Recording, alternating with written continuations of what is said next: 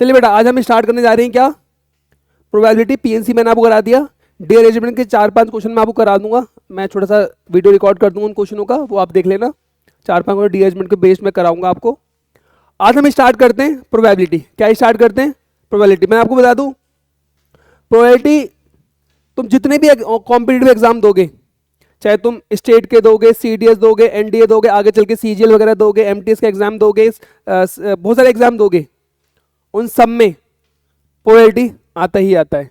Probability एक बहुत important topic है मैथमेटिक्स के अंदर, याद रखें। और इसका सबसे ज्यादा प्रैक्टिकल यूज मालूम कहाँ करते हैं? इंश्योरेंस सेक्टर में। कहाँ पे यूज करते हैं? इंश्योरेंस सेक्टर में। जैसे फॉर एग्जांपल मैं आपको बताता हूँ, कोई किसी ने बाइक ली, मान लो स्प्लेंडर ली, अपनी औकात के हिसाब से बताते हैं, स्प्लेंडर ली, मान लो वही बाइक दिल्ली में इंश्योरेंस हो गया बाइक का, इंदौर में, उसके बाद कहीं और स्टेट में ले लो, सबका मॉडल सब सेम, लेकिन सबका इंश्योरेंस का प्राइस अलग अलग अलग। ऐसा क्यों सर? तो दिल्ली में किसी ने बाइक ली तो उसका तो इंश्योरेंस होगा, तो वो ये संभावना निकालते हैं, वो प्रोबेबिलिटी निकालते हैं कि दिल्ली में एक्सीडेंट होने की संभावना ज़्यादा है या इंदौर में या फिर कहीं कहीं किसी और स्टेट में। तो आपको मालूम है दिल्ली में ज़्यादा संभावना है बाइक ठुकने फूकने की, मालूम है ना, दिल्ली के लौंडे सब लोग, मालूम है तुम्हें।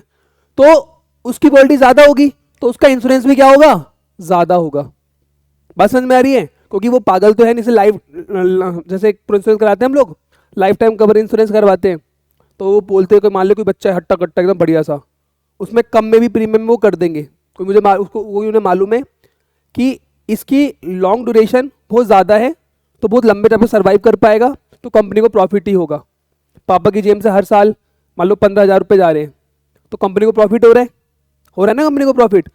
अब ऐसी बहुत सारे बच्चों का रखा है, लेकिन मान लो पापा मम्मी बहुत बीमार है, मान लो मेरे मम्मी पापा बहुत बीमार है, अब मैं उनका इंश्योरेंस करवाना चाह रहा हूँ, हेल्थ इंश्योरेंस, तो कंपनी आएगी, टेस्ट करेगी, टेस्ट में सारी रिपोर्ट्स निकलेगी, बीपी, शुगर, ये सारी टेस्ट करेंगे, और टेस्ट करने के बाद एक सॉफ्टवेयर के अंदर डालेंगे रिजल्ट, और उसकी प्रोबेबिलिटी कैलकुलेट होगी कि ये बंदा कितने साल तक जी सकता है, तो उसके हिसाब से आपको कवर अप दिया जाएगा। बस, और कुछ लोग तो मना ही कर देते हैं, जिसको और बीपी अस्थमा की प्रॉब्लम होती है तो लेते ही नहीं है, उसे मालूम है कभी भी टपक सकता है, बस भाई वो देते ही नहीं है। तो अगर, और एक और चीज सबसे इंपॉर्टेंट चीज, अगर तुमने देखा इंश्योरेंस कवर पे नीचे लिखा होगा नोट में कि टेररिस्ट अटैक हो जाए या फिर नेचर का कुछ प्रकोप हो जाए, सुनामी वगैरह आ जाए या अर्थक्वेक वगैरह आ जाए, उसमें अगर कोई लोग मर गए तो उसका इंश्योरेंस कंपनी नहीं देगी। देखा होगा आपने, नोटिस किया होगा भी, नोट में लिखा आता है।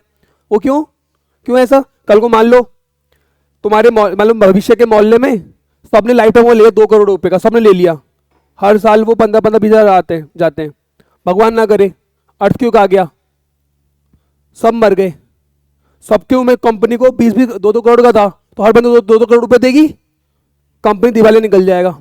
कंपनी पागल तो नहीं है इतना, इसलिए वो पहले लिख देती है। ऐसी मान लो भविष्य के आसपास टेररिस्ट अटैक हो जाए, टेरर घुस जाए और मारने पीट सबको मार, धाए धाए धाए सबको मार दे, तो सोचो सबको मार देगी तो कंपनी पैसे देगी क्या? नहीं देगी, लाइफ टाइम कवर नहीं देगी। तो वो पहले लिख देते हैं नोट में, डिस्क्लेमर लिख देते हैं, insurance is not covered by the act of God, मतलब कुछ भी नेचुरल अगर कुछ हो जाता है तो कोई भी कवर अप नहीं मिलेगा। तो सबसे ज्यादा प्रोबेबिलिटी का यूज कहां करते हैं हम? इंश्योरेंस सेक्टर में बहुत यूज होता है इंश्योरेंस सेक्टर के अंदर। कभी अभी भगवान आगे जाके तुम देखोगे अगर, तो तुम्हें पता चलता तो देख पता चल जाएगा कि सबसे ज्यादा कवर हम कहाँ चेक करते हैं? इंश्योरेंस में। तो मान लो मुझे को अपना इंश्योरेंस लेना है, तो वो बंदा आएगा मेरे पूरे बॉडी का चेकअप करवाएगा। कुछ लोग तो ऐसे ही करवा लेते हैं कि फ्री में चेकअप भी मिल जाए, अलग अलग जगह चेकअप कराएगा, फिर सारे रिपोर्ट्स को एक किसी सॉफ्टवेयर के अंदर डालेगा, उससे वो प्रोबेबिलिटी कैलकुलेट करेगा कि ये बंदा भी कितने साल तक जी सकता है। समझे मेरी बात को सर? उसके हिसाब से वो टाइप कवर देता है। तुम अभी नोटिस किया कि जिसके माँ बाप 40-50 प्लस है और उसका तुम इंश्योरेंस लेने जाओ, इजीली मिलता नहीं है, अगर वो देगा तो फिर वो पैसा बहुत दे मांगेगा। फिर बात समझ में आ गई? तो ज़्यादा यूज़ कहाँ करते हैं हम? प्रोबेबिलिटी। और प्रोबेबिलिटी एक ऐसा चैप्टर है जैसे पीएनसी कॉमन सेंस पर बेस्ड है, ये भी इसी चीज़ पर बेस्ड है। पीएनसी की स्ट्रॉन्ग अच्छी है, प्रोबेबिलिटी उससे आसान लग जाएगी। बट आज की क्लास में जो पहली क्लास है, कुछ टर्म सीखेंगे, मैं बिल्कुल बेसिक से ऊपर की तरफ लेके जाऊंगा, तो जिसको कुछ आता हो तो ज्ञान ना दे मेरे को, शांति सुनते रहें, ठीक है? आराम सुनते रहे, कोई भी दिक्कत लगे मुझे बता देना, ठीक है? स्टार्ट करते हैं प्रोबेबिलिटी। देखो बेसिकली प्रोबेबिलिटी होता क्या है? इट इज अ, जहां पे अनसर्टेनिटी होगी वहां पे प्रोबेबिलिटी कैलकुलेट करेंगे हम लोग। जहां पर भी अनसर्टेनिटी होगी वहां पे हम क्या कैलकुलेट करेंगे? प्रोबेबिलिटी कैलकुलेट करेंगे। तो क्या एक मैथमेटिकल टूल है, क्या है बेटा ये, मैंने काफ़ी काम तुम्हारा आसान कर दिया आज। क्या है, it is a mathematical tool to measure the chance of the occurrence of an event, किसी इवेंट का होने की संभावना। जैसे हम टॉस करते हैं तो आपको मालूम है हाफ ऑफ प्रोबेबिलिटी है, क्योंकि या तो हेड आएगा या टेल आएगा। बात समझ में आ रही मेरी बात? तो क्या है, it is a mathematical tool to measure the chance of occurrence of an event. ये बात समझ में आ गई? किसी भी इवेंट का होने की संभावना प्रोबेबिलिटी कहलाती है। क्लियर यहां तक? Second, whenever there is uncertainty, जहां पे क्या होगी, अनसर्टेनिटी होगी, वहां पे प्रोबेबिलिटी कैलकुलेट होगी। अब मान ले एक कॉइन के ऊपर यहां भी हेड यहां भी हेड, उछालो, बच्चा बच्चा देश का जानता है कि हेड ही आना है। अगर दोनों तरफ हेड हेड है तो दोनों हेड ही आएगा, तो ये तो प्रॉपर पता है, इसमें तो अनसर्टेनिटी कुछ है ही नहीं। बात समझ में आ गई? कल को इंडिया और ऑस्ट्रेलिया का मैच हो रहा है तो संभावना है तो ऑस्ट्रेलिया जीतेगी या फिर इंडिया जीतेगी, या फिर टाई हो जाएगा, और टाई हो तो सुपर ओवर हो जाएगा। बात समझ में आ गई? बस अब कुछ बोलना मत कि सर क्रिकेटर मर जाए, मैच ही ना हो, ग्राउंड में अर्थक्वेक आ जाए, हाँ एक और सुपर ओवर हो जाता है भाई, फिर सुपर ओवर हो जाएगा। नहीं, नंबर ऑफ बाउंड्री से चेक कर लेंगे फिर। अब तुमने 2019 का वर्ल्ड कप का मैच देखा इंग्लैंड और उसका? चलो, अब मैक्सिमम यूज ऑफ प्रोबेबिलिटी कहां पे यूज होता है? इंश्योरेंस सेक्टर में यूज होता है। कहां यूज होता है? इंश्योरेंस सेक्टर में, ऑलरेडी बता चुका आपको। चलिए, अब कुछ एक होता है एक्सपेरिमेंट। जैसे भविष्य गया लैब में, उसे दिखा कि पीला पीला, ये दिखा लाल लाल, उन्हें मजे लेने उठा, दोनों से मिला दिया, तो उसे नहीं पता क्या होना है। तो एक्सपेरिमेंट में मुझे नहीं पता क्या आने, रिजल्ट क्या आने वाला है मुझे नहीं पता है, that is called experiment. Experiment का एक स्पेशल केस मुझे पता है, that is a random experiment. Random experiment कैसा होता है समझाता हूं। देखा, वो सोडियम रखा हुआ है, भविष्य ने पढ़ा था केमिस्ट्री में, सोडियम को पानी से मिलाओगे तो एक्सप्लोजन होगा। तो अभी ना कोई इतना बड़ा सोडियम रखा, इतना बड़ा, और हर लैब में सिंक होता है। तो खुराफाती करने का मन किया इसका, मजे लेने का, ऐसी दिखाना था कि मैं ही मैं हूं। तो ने क्या किया, सोडियम उठाया, सिंक में ऐसे फेंक दिया, और वहां लगी थी लड़कियां, फट एकदम से बड़ा, सबके काले काले मुंह हो गए, बाल बाल चल गए। अब सोचो भविष्य का क्या होगा? भविष्य खराब। समझ में आ गई? तो मुझे मालूम है कि आउटपुट क्या क्या आ सकता है, या तो लड़कियां जल जाएंगी या लड़कियां बच जाएंगी। हालांकि मैं एक मतलब एक रैंडम एग्जांपल लेके बता रहा हूं। बस मैंने टॉस को कॉइन को टॉस किया, तो मुझे मालूम है आउटकम या तो हेड आएगा या टेल आएगा। That is called random experiment, जिसके आउटकम्स मुझे क्या हो आउटकम्स पता हो कि ये पॉसिबल आउटकम्स आ सकते हैं। बात समझ में आ गई? तो क्या है, random experiment whose outcomes is known in advance, जैसे throwing a dice, throwing a coin, deck of 52 cards. बात समझ में आ गई मेरी बात? दैट इज कॉल्ड एक्सपेरिमेंट और रैंडम एक्सपेरिमेंट डिफरेंस समझ में आ गया? मैंने पहले कहा था बेसिक से लेके चलूंगा, तो कोई दिक्कत तो मुझे बता देना। क्लियर है यहां तक? कोई डाउट? हम पूरी प्रोबेबिलिटी में डील किससे करेंगे? रैंडम एक्सपेरिमेंट के साथ। ठीक है, चलो उसके बाद आता है बेटा सैंपल स्पेस। क्या होता है सैंपल स्पेस? देखो काफी चीजों ने ये चीजें नहीं पढ़ी होंगी, मैं आपको समझाता हूं, पहले ध्यान सुनना मेरी बात को। जब मैंने कॉइन को टॉस किया था या फिर डाइस को टॉस किया, एक बच्चा बोला सर डाइस को टॉस कहां करते? डाइस को थ्रो करते हैं। डाइस को हम टॉस भी कर सकते हैं। तो पॉसिबल आउटकम्स क्या क्या आ सकते हैं? 1 2 3 4 5 6, 6 आउटकम्स आ सकते हैं। इसी को बोलते हैं सैंपल स्पेस। क्या बोलते हैं? बोर्ड में देखो, मेरी बातों को सुनो, जो मैं कह रहा हूं उसमें मत देखो अभी, वो मैं आपको ऑलरेडी तुम्हारे सब लिख दिया है, बस सुनो ध्यान से। क्या बोला मैंने? सैंपल स्पेस क्या होगा? बहुत इंपॉर्टेंट, सैंपल स्पेस याद रखना। सैंपल स्पेस क्या है? किसी भी रैंडम एक्सपेरिमेंट के जो total number of possible outcomes आएंगे उसको हम क्या बोलेंगे? सैंपल स्पेस बोलेंगे, करली ब्रैकेट से लिखेंगे। और जो सैंपल स्पेस के अंदर मैंने चीजें लिखी हैं उनको बोलते हैं सैंपल इवेंट्स। क्या बोलते हैं? सैंपल पॉइंट्स, सॉरी क्या बोलेंगे? सैंपल पॉइंट्स या फिर इवेंट पॉइंट्स। क्या बोलेंगे? सैंपल पॉइंट्स या फिर इवेंट पॉइंट्स। क्या आपको सैंपल स्पेस समझ में आया? बात समझ में आ गई? सैंपल स्पेस क्या होता है? देखो मैंने यहां पे लिख दिया है, the set of all possible outcomes of a random experiment is called sample space. It is denoted by S. Each element of A is called sample point. ये जो एलिमेंट है ना, ये क्या बोलेंगे? सैंपल पॉइंट या फिर इवेंट पॉइंट। क्लियर है यहां तक? अब दो टाइप के हमारे पास सैंपल स्पेस होते हैं, एक होता है कंटिन्यूअस डिस्क्रीट सैंपल स्पेस, एक होता है कॉन्टिन्यूअस सैंपल स्पेस। देखो मान लो मैंने टॉस किया, मैं मालूम 1 2 3 4 5 6 आने वाला है, क्या 1.1 आ सकता है? क्या 1.2 आ सकता है? मुझे पर्टिकुलर पता है, काउंटेबल है ना। तो बेटा sample space is called discrete sample space if it is finite और काउंटेबल इनफाइनाइट। जैसे मैंने x1 x2 लिखा तो x1 और x2 दोनों 1 से लेकर 10 तक है, वहां पे x1 x2 क्या बिलोंग है, नेचुरल नंबर बिलोंग करे, तो 1 2 3 4 5 6 काउंट कर लिया, that is called discrete sample space. Continuous में क्या होगा, मैंने बोल दिया x1 से लेकर x2 तक है, आपको मालूम है, मान लो x1 की वैल्यू मैंने ले ली, मान के चलो मैं ले ली यहाँ पे 1, यहाँ ले ली मैंने 10, 1 से लेकर 10, तो आपको मालूम है 1 से लेकर 10 तक इनफाइनाइट होंगे, काउंट नहीं कर सकते, तो मुझे नहीं पता 1 के बाद क्या आएगा। बात समझ में आ रही है? तो देखो if a sample space contains infinite number of sample points, यहाँ पे देखो ये जो है ना पॉइंट्स, ये इनफाइनाइट सैंपल पॉइंट्स है, इनफाइनाइट सैंपल पॉइंट्स है, ये इनको बोलेंगे कंटिन्यूअस सैंपल स्पेस। क्या तीनों बात समझ में आ गई? डिस्क्रीट में क्या होगा, देखो ऐसे डिस्क्रीट दिख रहे हैं, ये डिस्क्रीट पॉइंट दिख रहे हैं, इसको बोलते हैं डिस्क्रीट पॉइंट्स। क्या बोलते हैं मेरे बच्चे? Discrete points. ये सब क्या कहलाएंगे, 1 से 1 2 3 4 5 6 7 8 9 10 क्या कहलाएंगे, डिस्क्रीट सैंपल स्पेस, और वो क्या कहलाएंगे, कंटिन्यूअस सैंपल स्पेस। हमें बात करेंगे डिस्क्रीट सैंपल स्पेस के बारे में, ज्यादातर बात करेंगे हम। बात समझ में आ गई? कोई डाउट इसके अंदर? चलो कॉइन को टॉस किया, हेड और टेल आएगा, डिस्क्रीट हुआ। डाइस को टॉस किया 1 से लेकर 6 तक, डिस्क्रीट हुआ। कार्ड को, मैं डेक को 50 कार्ड को शेड कर दिया, क्या गिरेगा, 1 से लेके सब नंबर गिरेंगे, वो भी क्या हो गया, डिस्क्रीट हो गया। बात समझ में आ गई? चलिए बेटा अब पढ़ते हैं कुछ ज्ञान वाली बातें।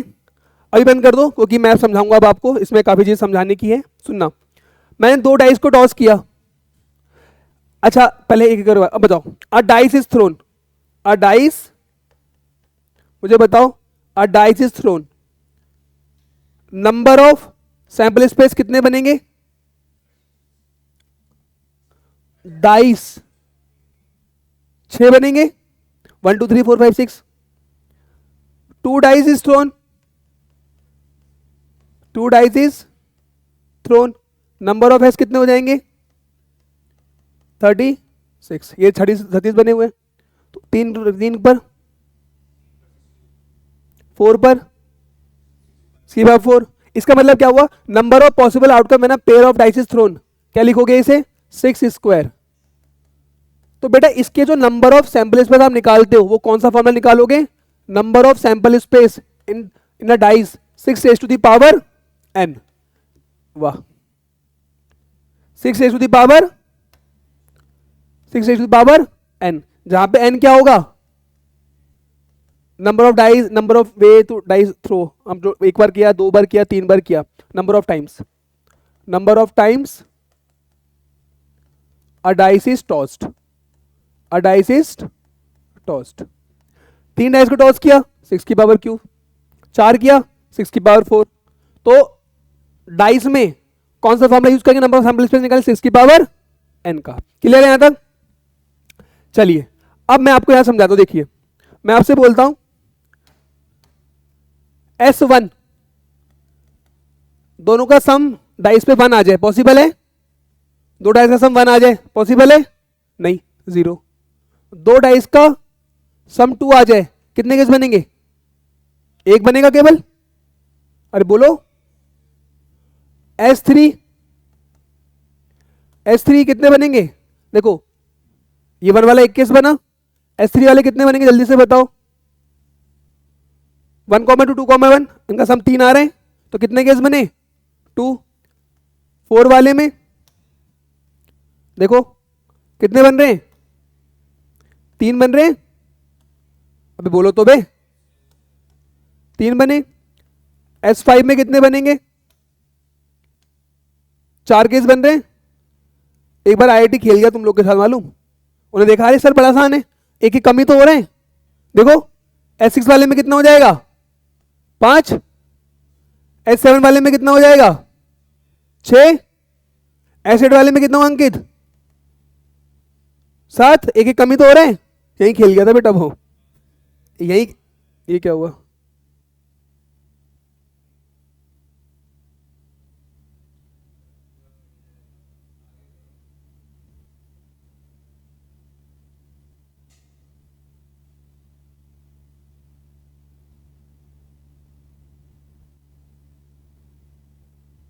चलो ठीक है, यही होगा, बोलो मेरे बच्चे, ये S1, S2, S3, S4, S5, यही होगा मेरे बच्चे। देखो हो क्या रहा है यार, ये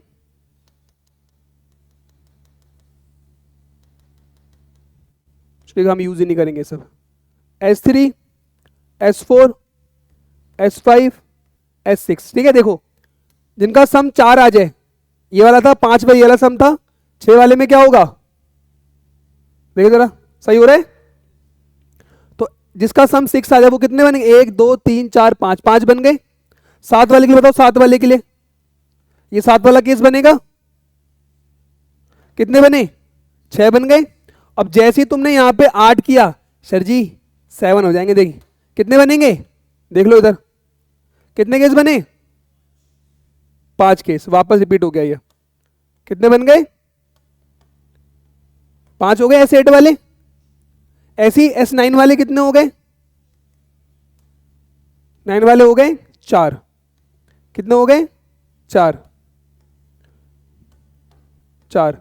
S10 वाले 3, और S11 वाले 2, S12 वाले 1। क्लियर हो गया, कोई डाउट इसके अंदर, बोलो यस और नो। अच्छा अब मैं आपसे बोलूं बेटा, number of doublets, number of doublets कितने बनेंगे, डबलेट्स 6 बनेंगे, कितने बनेंगे 6। देखो कैसे बनते हैं 6, ये देखो ये लाइन को देखो, इस वाली लाइन को, डबलेट बनने हैं 6, तो नंबर ऑफ डबलेट्स कितने बन गए 6। समझ आ गई मेरी बात, ओके डाउट इसके अंदर, पक्का। पेयर्स देख लो, 1,2 2,1, 1,3 3,1, 1,4 4,1, पास में आ गई, कोई डाउट इसके अंदर, बोलो भाई, ऑल ओके यहां तक। ये चीज याद रखना, अभी आइडिया क्वेश्चन करेंगे हम इस पर बेस्ड, ठीक है, ध्यान रखना इसको। बताइए अभी कोई doubt,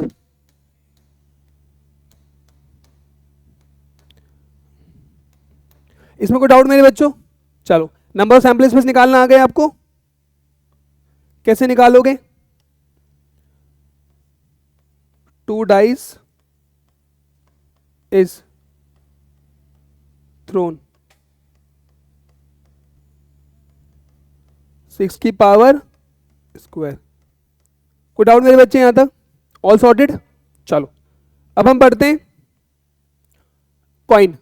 a coin is tossed, बताओ अ कॉइन, बताओ क्या नाम है तुम्हारा, आरव, कितने आउटकम्स बनेंगे, 2 की पावर 1 2, सैंपल स्पेस क्या हो गए, हेड कॉमा टेल, यही बना। अब मुझे बताओ a coin is tossed twice, कितने बनेंगे, 2 की पावर 2 दैट इज 4। कौन कौन सैंपल इसमें बताओ, head head, head tail, tail head, tail tail. अब मुझे बताओ a coin is tossed thrice, बताओ कितने बनेंगे, 8 बनेंगे, बनाए, बताओ आलफ कैसे बनाओगे,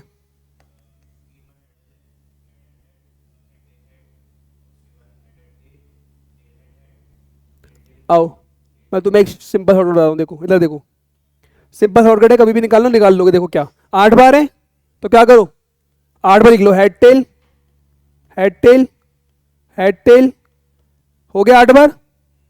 अब 2 बार हेड लिखो, 2 बार टेल लिखो, 2 बार हेड, 2 बार टेल लिख दिया, उसके बाद 4 बार हेड लिख दो, अब 4 बार टेल लिख दो, बन गए सारे केस, हो गए सैंपल स्पेस, मैसेज में आ गई। और मान लो 4 बार बोल दिया, 4 बार, a coin is tossed 4 times, a coin is tossed 4 times, क्या बनेगा, 2 की पावर 4। अब बताओ और आप कैसे बनाओगे,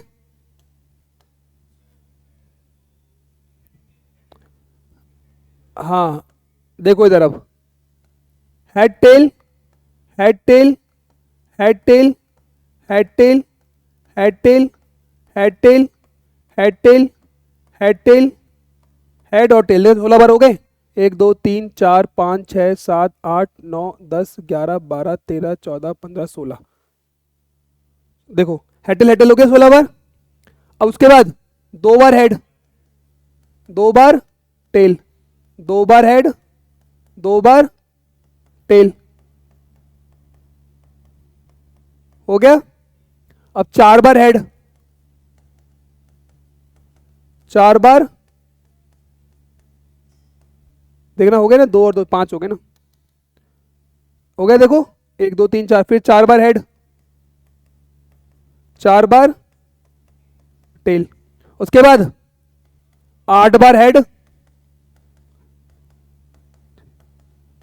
8 बार टेल, हो गए सैंपल स्पेस सारे। समझ आ गया कैसे निकालने सैंपल स्पेस? कभी दिक्कत तो नहीं होगी सैंपल स्पेस निकालने में अब? ठीक है।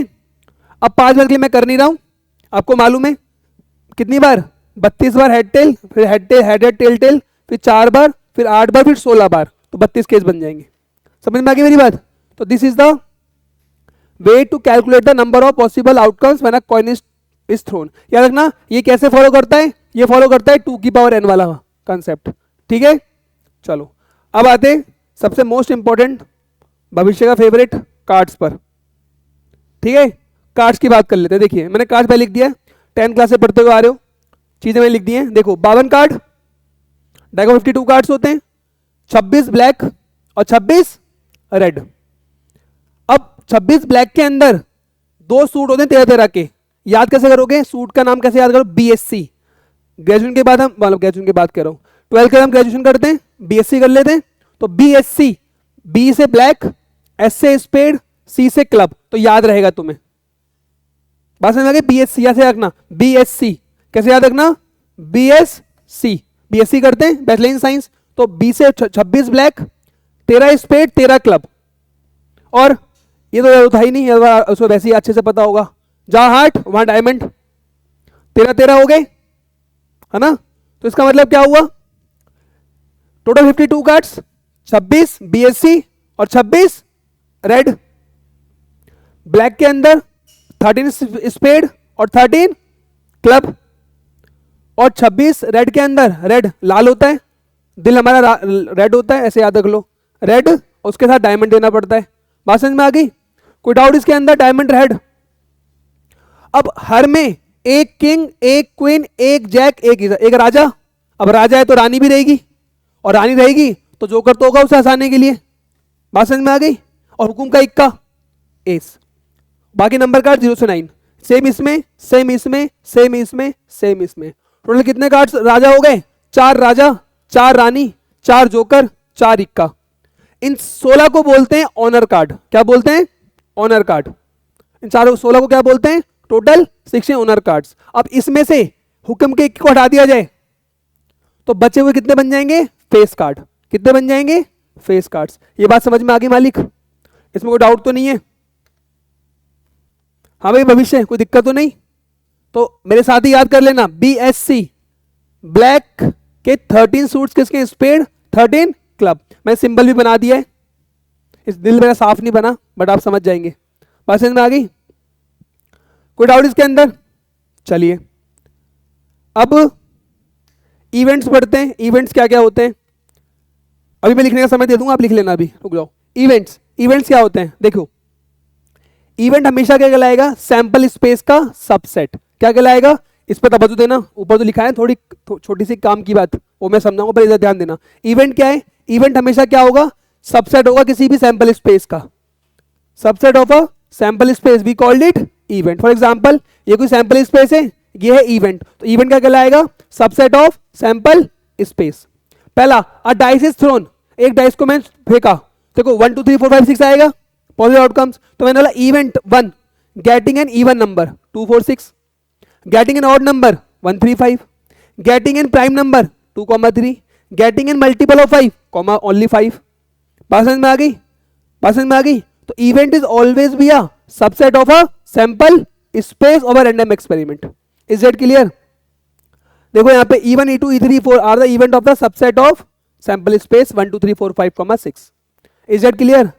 अब बताओ ऊपर जो मैं लिखी है छोटी काम की बात, बहुत इंपॉर्टेंट काम की बात क्या है, देखो अगर इसमें से कोई एक भी इवेंट हो गया, इसमें से कोई एक भी हो गया तो मैं बोलूंगा, क्या बोलूंगा मैं, क्या बोलूंगा, इवेंट अकर, इवेंट अकर हो गया।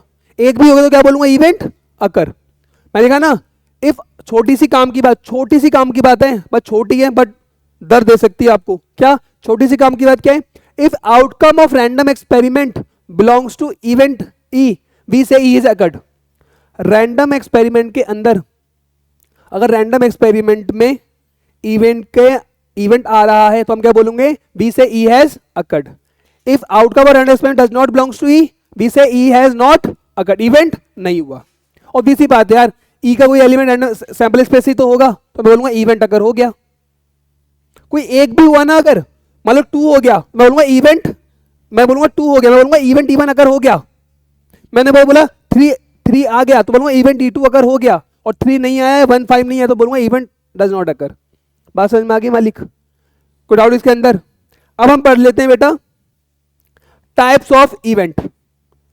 पहला बात करते हैं इम्पॉसिबल इवेंट। इम्पॉसिबल इवेंट का मतलब क्या, देखिए मैं आपसे बोलूं number of real solution of the equation x square plus 1 equal to 0। बताओ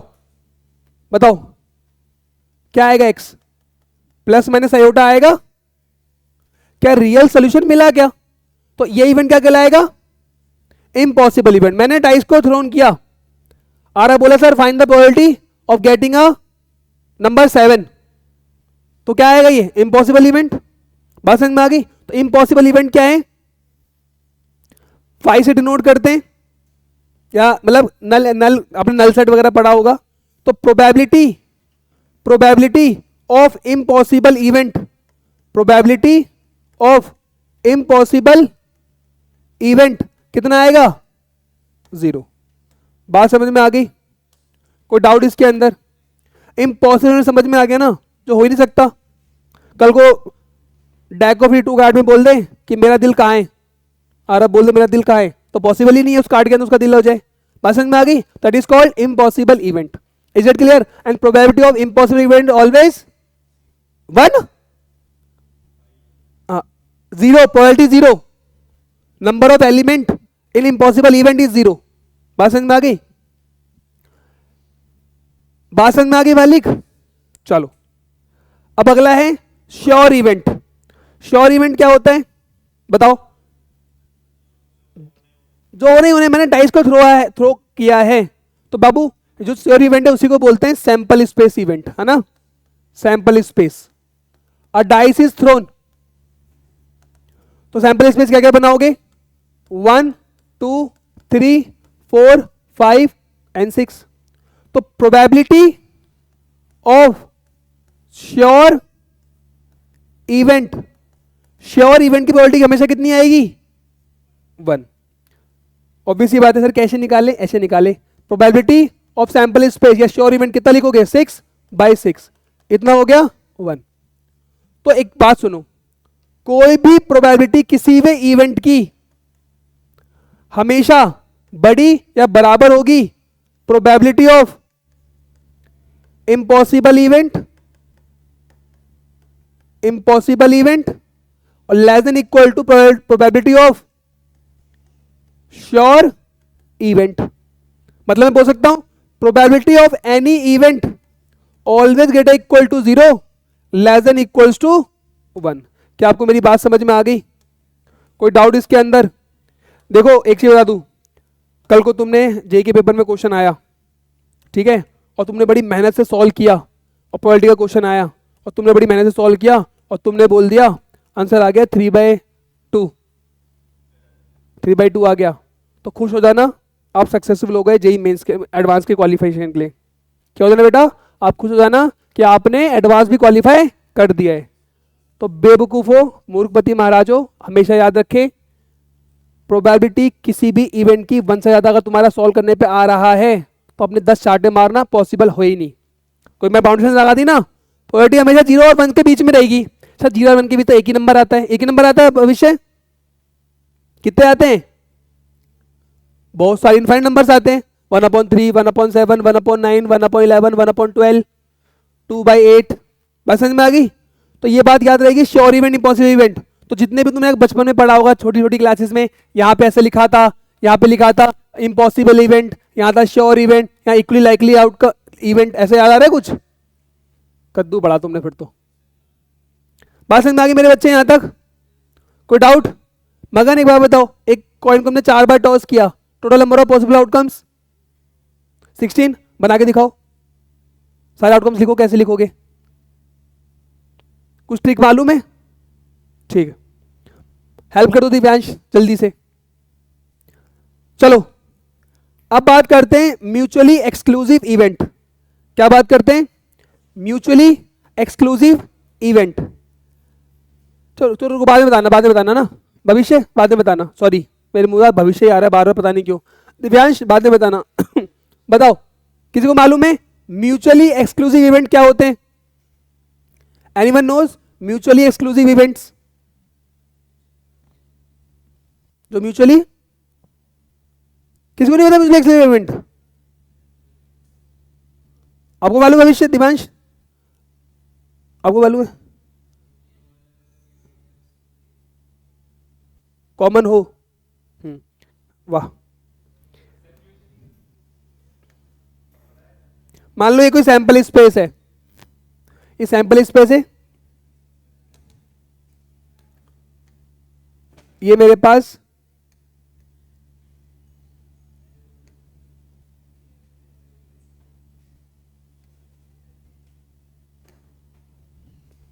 मान लो ये इवेंट ए है, ये इवेंट ए है, ये इवेंट बी है, ठीक है? मैं बोलूंगा A and B are mutually exclusive, exclusive, या फिर बोल सकते हो और डिसजॉइंट, और क्या बोल सकते हो? Disjoint event. A and B are mutually exclusive or disjoint event if A intersection B is 0। जब दोनों में कोई भी इंटरसेक्शन ना आए, कोई भी कॉमन एलिमेंट ना आए। तुम सुना नहीं फेसबुक में म्यूचुअल फ्रेंड आता था, म्यूचुअल फ्रेंड, कि वो तेरे भी फ्रेंड में, वो मेरे भी फ्रेंड में भी है, तो वो म्यूचुअली फ्रेंड बन गया। बात समझ में आ गई? तो म्यूचुअली एक्सक्लूसिव, तो कोई भी कॉमन फ्रेंड ना हो। बात समझ में आ गई? बात समझ में आ गई? तो ये समझ में आया कब होगा? कोई डाउट इसके अंदर? तो म्यूचुअली एक्सक्लूसिव इवेंट हमारे क्या होंगे? A intersection B comes out to be 0। मतलब इसका कोई मुझे मतलब बताएगा, मतलब बताएगा मतलब क्या है, इस बात का मतलब क्या है? अगर कोई एक इवेंट हुआ है तो दूसरा इवेंट श्योर हो गया? नहीं हुआ, यही मतलब हुआ। A and B, A intersection B अगर 0 आ रहा है तो इसका मतलब क्या हो गया? इसका मतलब ये हो गया, देखो एक बात समझना, ऐसे में अगर n नंबर के लिए बनाऊंगा A B C D E F G H, बना दे रहा हूं इवेंट, सारे म्यूचुअल एक्सक्लूसिव कब होंगे? तो उनके बीच में कॉमन पोर्शन कितना हो जाए? 0। बात समझ में आ गई? बात समझ में आ गई? एक काम को इतना नोट करना स्टार्ट कर दो तुम, उसका हम स्टार्ट करते हैं। कहां से नोट करना है बताओ? शुरू से नोट करना है, करो जल्दी। अब करें, देखो तो समझ में आ गया म्यूचुअली एक्सक्लूसिव इवेंट का मतलब। अब देखिए फॉर एग्जांपल मैं आपके सामने बोलता हूं, देखिए मैं आपके सामने बोल देता हूं, ये इवेंट्स है मान के चलो, event E1, E2, E3, E4, E5, E6, E7, ऐसे इवेंट्स बोले हैं, ठीक है? यहाँ पे ना ये लगा लेना, प्रोबेबिलिटी लिख दिया, हालांकि मैंने याद रखना प्रोबेबिलिटी ऐसे लिख लो, इसे 5 लिख लो बाबू, कोई भी कॉमन एलिमेंट ना हो, 5 लिख लो 5। बस समझ में आ गई 5 क्यों लिखा? वो तो 0 हो जाएगी प्रोबेबिलिटी हमारी, मालूम था ना ये तो यहाँ पे अगर मैं लिखना चाहूँ तो कैसे लिखूँ बताओ? इसको कैसे लिखा जाए डेफिनेशन? मांगे चलो इफ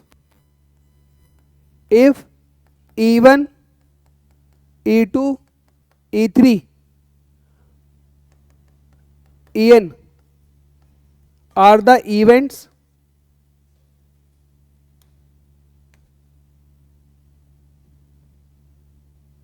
आर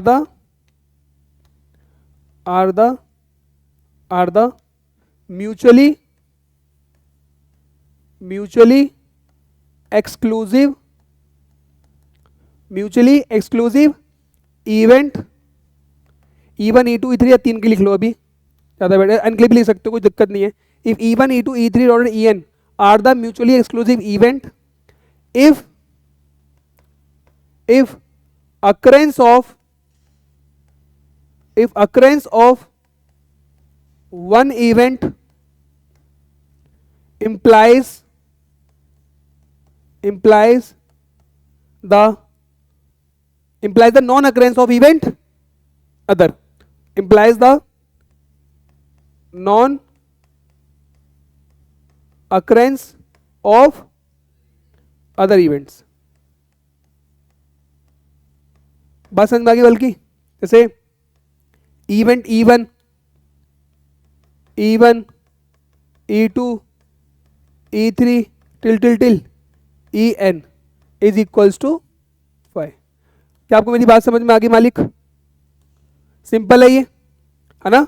आप देख सकते हो वहां पे लिख दिया है मैंने, बना दिया है इवेंट ऐसे बना दिए मैंने आपके. इसे लिख लो बेटा अच्छे से, एक बार इसे लिख लो सब लोग फटाफट. ठीक है, इसे लिख लो. जैसे occurrence of event A implies the non occurrence of event B. Clear है यहां तक? दैट इज कॉल्ड म्यूचुअली, मैंने शॉर्ट में ऐसे लिखूंगा आपसे, म्यूचुअली एक्सक्लूसिव, एम ई लिखूंगा डायरेक्ट. बात समझ में आ गई? इसे नोट कर लो.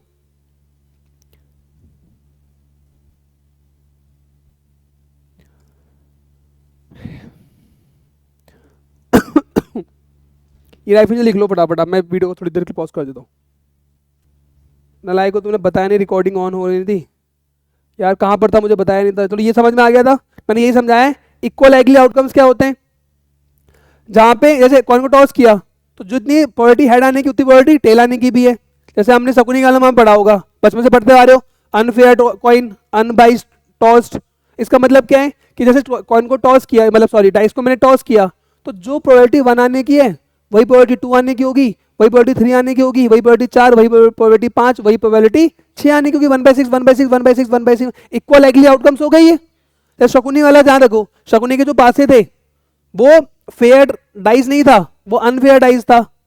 और मैं चाहता हूं कि मैं डाइस उठा लूं और मैं चाहता हूं कम वक्त इसमें 2 आए, बार बार 2 आता रहे, ज्यादातर 2 आए.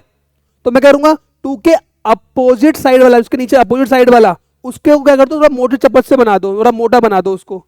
तो जब मैं टॉस करूंगा तो पूरा का पूरा मास कहाँ जाएगा? सेंटर ऑफ मास की तरफ एकत्रित होने जाएगा ना. तो वो वहां पे क्या गिर जाएगा? जब से ज्यादा क्या आएगा? 2 आता रहेगा. तो इसका मतलब क्या हुआ? उस वाले डाइस में 2 आने की संभावना ज्यादा होगी. इक्वल लाइकली नहीं होंगे सारे आउटकम्स. समझ आई मेरी बात? तो इसको बोलते हैं हम क्या? Equal likely outcome. किसको बोलेंगे? जबकि प्रोबेबिलिटी आने की संभावना बराबर बराबर हो जाए हर एक इवेंट की, हर एक सैंपल पॉइंट की. भी आगे आने वाला है, आगे समझ में आ गया ना मेरी बात ये वाली. अब नेक्स्ट है हमारे पास, रिकॉर्डिंग तुमने फालतू, एग्जॉस्टिव इवेंट. इसका बेस्ट एग्जांपल समझाता हूं मैं आपको. मैंने डाइस को टॉस किया, 6 आउटकम्स बने. इवन इवेंट बनाया मैंने, getting an odd number 135, getting an even number 246, getting an prime number क्या क्या आएगा? 2 3 और 5. क्यों 5 प्राइम नंबर नहीं है? अभी समझे ये इसने. देख देख हाँ मैंने यहाँ पे 2 लिख दिया, तू बोल नहीं सका सर 5 भी होगा. वाह वाह मेरे चीतो वाह. IIT जाएगा. ठीक है छोड़ो, सॉरी क्यों IIT जाना नहीं है? बात समझ में आ गई है? तो अब मैं आपसे बोलता हूं मेरे बच्चे, E1 union E2 union E3 मिला दूं तो क्या मिल जाएगा? 1 2 3 4 5 6. मतलब क्या मिल गया मुझे? Sample space. तो किसी सैंपल स्पेस के डिफरेंट डिफरेंट इवेंट्स है और सारे इवेंट्स का मैं मिला दूं और मुझे सैंपल स्पेस मिल जाए तो सारे इवेंट क्या कहलाएंगे? Exhaustive event. क्या कहलाएंगे? Exhaustive event. इसका सबसे बेस्ट एग्जांपल देखिए, यहाँ पे एग्जांपल दे चुका हूं. मान लो देखो, ऐसे बना दो इसे. ये बना दिया मैंने S1, ये बना दिया मैंने S2 इवेंट. ये हो गया इवेंट 1, ये हो गया इवेंट 2 और ये हो गया इवेंट 3. और तीनों को मिला के क्या बन गया? Sample space. तो मैं बोलूंगा E1 E2 E3 are the exhaustive event. तो अगर मैं जनरल रिजल्ट लिखना चाहूं, जनरल क्या लिखूंगा? General E1, E2, E3 union En comes out to be S, then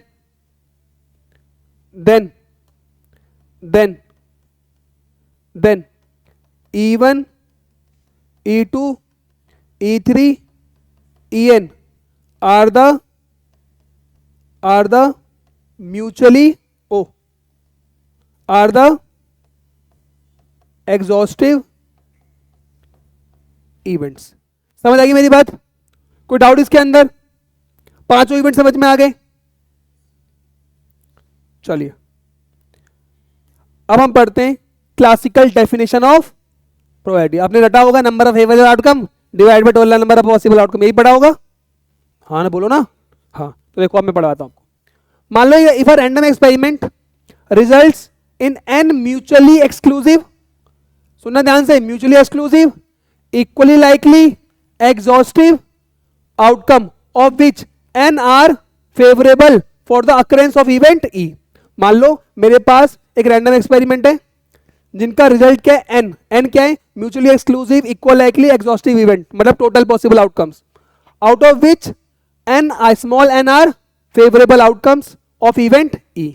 तो कह रहे हैं इस सैंपल में B1, B2, B3, Bn तक लिया एन, और ई क्या है? इसका एक इवेंट है K, K2 dot dot Kn। तो मुझे बताओ ये Bk की प्रोबेबिलिटी क्या होगी? इक्वल लाइकली है तो एक की प्रोबेबिलिटी कितनी होगी? यहाँ इस वाले की प्रोबेबिलिटी ऑफ Bk1 के लिखोगे 1 बाय n लिखोगे, सेकंड वाले के लिए भी क्या लिखोगे? 1 बाय n, लास्ट वाले के लिए भी क्या लिखोगे? Small n by 1 by capital N, multiply होगा तो क्या बन जाएगा? जल्दी से बताओ क्या बनेगा? 1 by n into 1 by n into 1 by n 1 by n, oh sorry multiply होगा, इसके आने की 1 बाय n, इसके आने की 1 बाय n, इसके आने की 1 डॉट डॉट ऐसी, लास्ट वाले के आने की 1 बाय n, तो टोटल कितने हो जाएंगे? n by n। समझ में आ गई मेरे बच्चे? यही है number of favourable outcome divide by total number of possible outcome. तो बाबू क्या हो गया भविष्य? इतनी उबासी, थोड़ा लेट मतलब 4 बजे। ओ नंबर ऑफ 3 बजे तक क्या कर रहे थे? क्या कर रहे थे? ठीक, आपने कहा, मैंने मान लिया।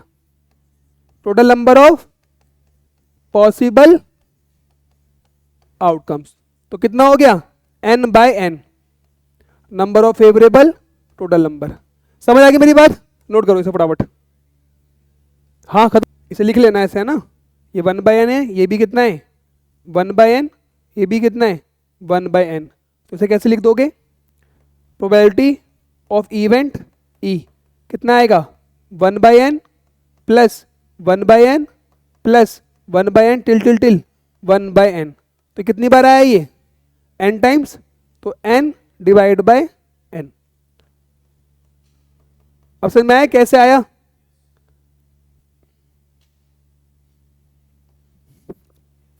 ठीक है, क्लियर है? कोई डाउट इसके अंदर? इसको इधर लिख लो, number of favourable outcome, number of total outcomes. This is the basic formula of probability. ठीक है, ये ऐसे लिख लेना।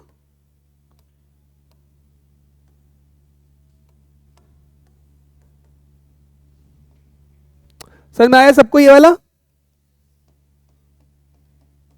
चलिए ओके, डन यहां तक? कोई डाउट इसके अंदर? चलिए अब मैं आपको पढ़ा देता हूं odds in favour, odds in against. क्या मतलब होता है? देखिए मान चलो बेटा मेरे पास एक इवेंट है ई, उसके होने का तरीका है m तरीके, और ना होने के कितने मेरे बच्चे? n। मतलब suppose an event E can occur in m ways while n with the number of ways in which e cannot occur। Simple समझाओ, probability of event E odds in favour, favour मतलब जो उसको क्या कर रही है? Favour कर रही है। क्या कर रही है? फेवर। तो क्या लिखोगे? होना ना होना, होना ना होना, होना उस प्रोबेबिलिटी इवेंट का होना ना होना, मतलब m बाय n। जिन तरीके से m प्रोबेबिलिटी हो सकती है डिवाइडेड बाय जिस तरीके से नहीं हो सकती। तो क्या लिखोगे, m upon m plus n। जितना ये बढ़ेगा उतना वो फेवर करेगा प्रोबेबिलिटी का होने का, उसकी संभावनाएं बढ़ेंगी। मेरी बात समझ में आई मैं कहना चाह रहा हूं? जितना m की वैल्यू बढ़ाओगे उतना ही क्या होगा, प्रोबेबिलिटी ऑफ इवेंट होने की संभावना क्या हो जाएगी, बढ़ जाएगी। और ऐसी अगर तुम n को बढ़ाओगे तो उस इवेंट की ना होने की प्रोबेबिलिटी बढ़ जाएगी। That is called odds in against, odds in favour. मान लो, इधर सुनो मैं समझाता हूँ, सिंपल सा मतलब है कि मान लो 50 बच्चे हैं, मैं पढ़ा रहा हूँ, 80 बच्चे बढ़ जाए, मेरे पे और मोटिवेशन बढ़ेगा।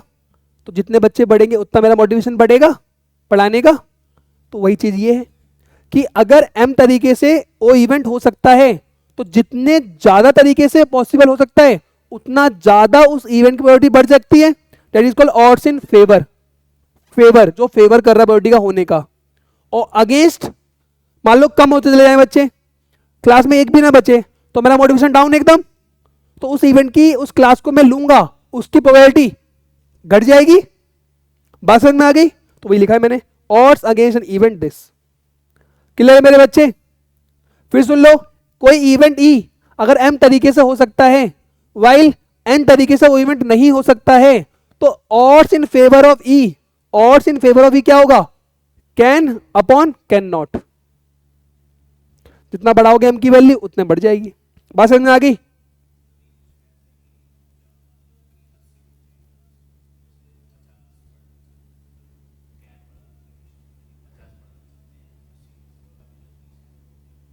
हाँ तो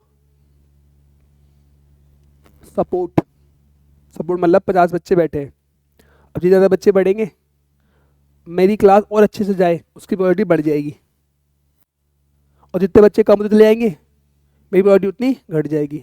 तो उस इवेंट को होने के लिए सपोर्ट कौन कर रहा है, बच्चे सपोर्ट कर रहे हैं। एम बेस वही लिखा है मैंने।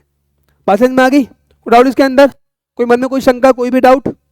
पक्का नोट कर लो।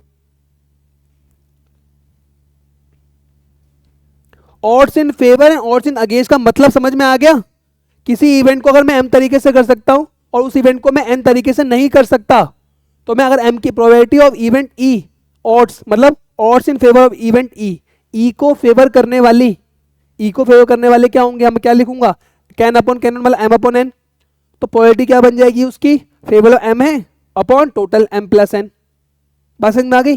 जितना ज्यादा m की वैल्यू बढ़ेगी, जितना ज्यादा इवेंट ई की बेस होने की बढ़ेगी, उतनी ज्यादा उस इवेंट की प्रोबेबिलिटी होने की संभावना क्या हो जाएगी, बढ़ जाएगी। बात समझ में आ गई? लॉजिकली समझ में आया? लॉजिकली है? पक्का बताओ भाई, लॉजिकली समझ में आ गई चीज ये वाली? चलिए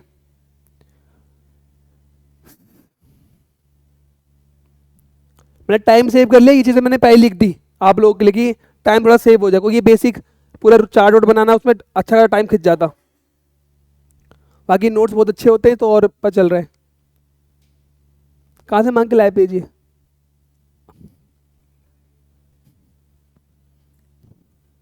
क्लियर है ये? इसमें कोई डाउट, कोई भी इशू? पक्का ऑल सॉर्टेड? चलो अब एक पढ़ते हैं ज्ञान वाली बात। पढ़ें? एक पढ़ते हैं ज्ञान वाली बात। क्या है ज्ञान वाली बात? सुनो ध्यान से, यही हो गया तेरा AKMG।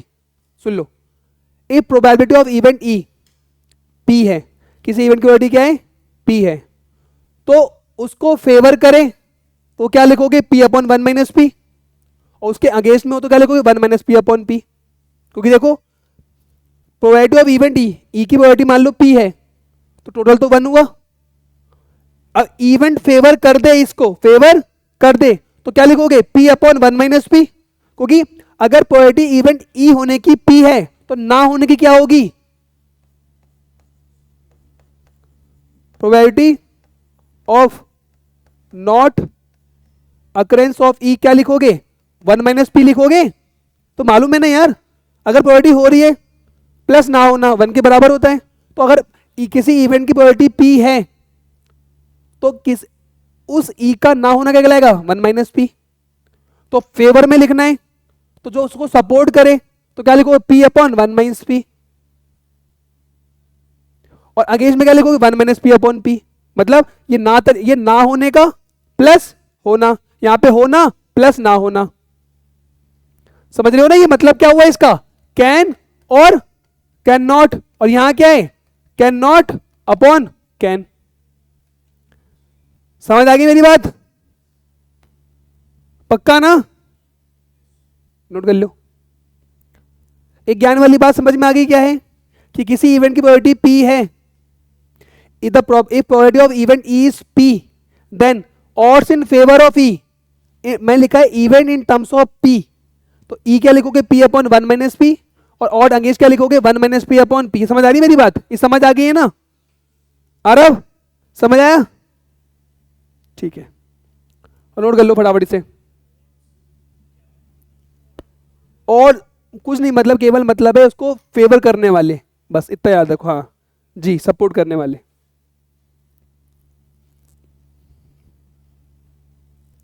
कर लिया ये आप लोगों ने, डन है यहां तक, आ जाओ बाबू, बात पढ़ते हैं जल्दी जल्दी, है ना। देखो अब कुछ इंपॉर्टेंट सिंबल्स ये आपने पढ़ा होगा, जो नहीं पढ़ी हुई मैं आपको बताता रहूंगा। ए कैप लिखाओ या ए सी लिखाओ या फिर ए बार लिखाओ या फिर ए नॉट लिखाओ, इन सबका मालिक एक ही है। ये सब क्या है, एक ही तरीके से हैं। बात समझ में आ गई, ए कैप लिखाओ, ए कॉम्प्लीमेंट लिखाओ, ए बार लिखाओ, ए नॉट लिखाओ, रिप्रेजेंट द नॉन अकरेंस और नेगेशन ऑफ ए। मतलब ए होने की संभावना अगर मान लो 1/3 है, तो ए को ना होने की संभावना क्या होगी, 1 माइनस 1/3। तो नॉन अकरेंस और नेगेशन ऑफ ए और बी दो इवेंट्स हैं, तो A complement A dash A this and this represent non occurrence of negation of A. जैसे फॉर एग्जांपल ये ए है, तो उसके ना होने की क्या होगी, ए कॉम्प्लीमेंट लिख लो या ए नॉट लिख लो या ए लिख लो या ए सी लिख लो, जो आपकी इच्छा हो। क्लियर है यहां तक, क्योंकि मुझे मालूम है, क्या मालूम है, मुझे मालूम है किसी भी इवेंट की प्रोबेबिलिटी होना प्लस ना होना हमेशा किसके बराबर होगा, 1 के बराबर होगा। ये आपको ऑलरेडी पता है, समझ आ गई मेरी बात। अब देखो ए यूनियन बी लिखाओ या फिर ए प्लस बी लिखूं, सुन लो ध्यान से एक एक बात, ए यूनियन बी लिखाओ या फिर ए प्लस बी लिखाओ, ए यूनियन बी लिखाओ या फिर ए प्लस बी लिखाओ, will represent the occurrence of at least one of A and B, at least one of A and B।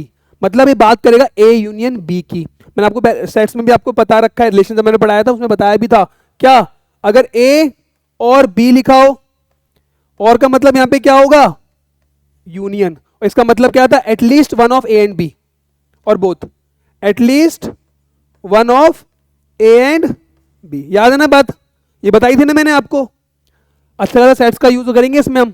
Is that clear, कोई doubt इसके अंदर। दोनों point का रिप्रेजेंटेशन आपको मेरे ख्याल से ये नहीं पता होगा रिप्रेजेंटेशन, बाकी तो आपको पता है। क्लियर है यहां तक, सिंबल समझ में आ गया, सिंबल। अरे बोलो भाई, ये कुछ नोट वाले ज्ञान वाली कुछ इंपॉर्टेंट सिंबल्स हैं।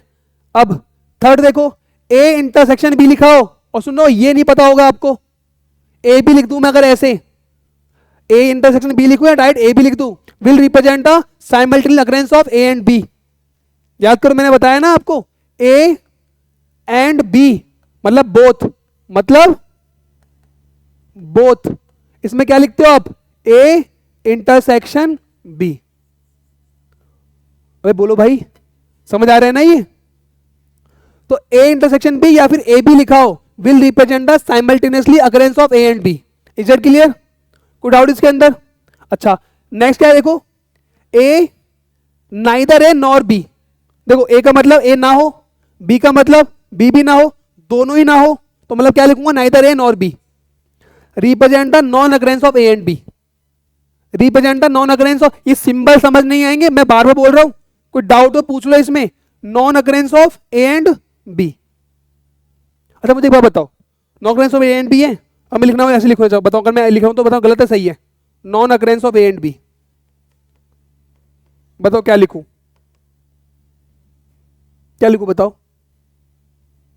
ये कैसे लिखोगे, सैंपल इसमें से ए यूनियन बी माइनस कर दो, सैंपल इसमें इवेंट की प्रोबेबिलिटी कितनी होती है, 1। ए नालायको, अगर मैं आपसे बोलूं number of element in A intersection B, तो क्या लिखोगे, sample space minus A union B लिखोगे, ये लिखोगे ना। सैंपल में से ये माइनस कर दो तो यही बचेगा। इसकी प्रोबेबिलिटी लिखना चाहूं तो क्या लिखूंगा मैं, बताओ प्रोबेबिलिटी में ऐसे लिख दूं। एक काम करो, सबको ना NS से डिवाइड कर दो, नंबर ऑफ सैंपल स्पेस।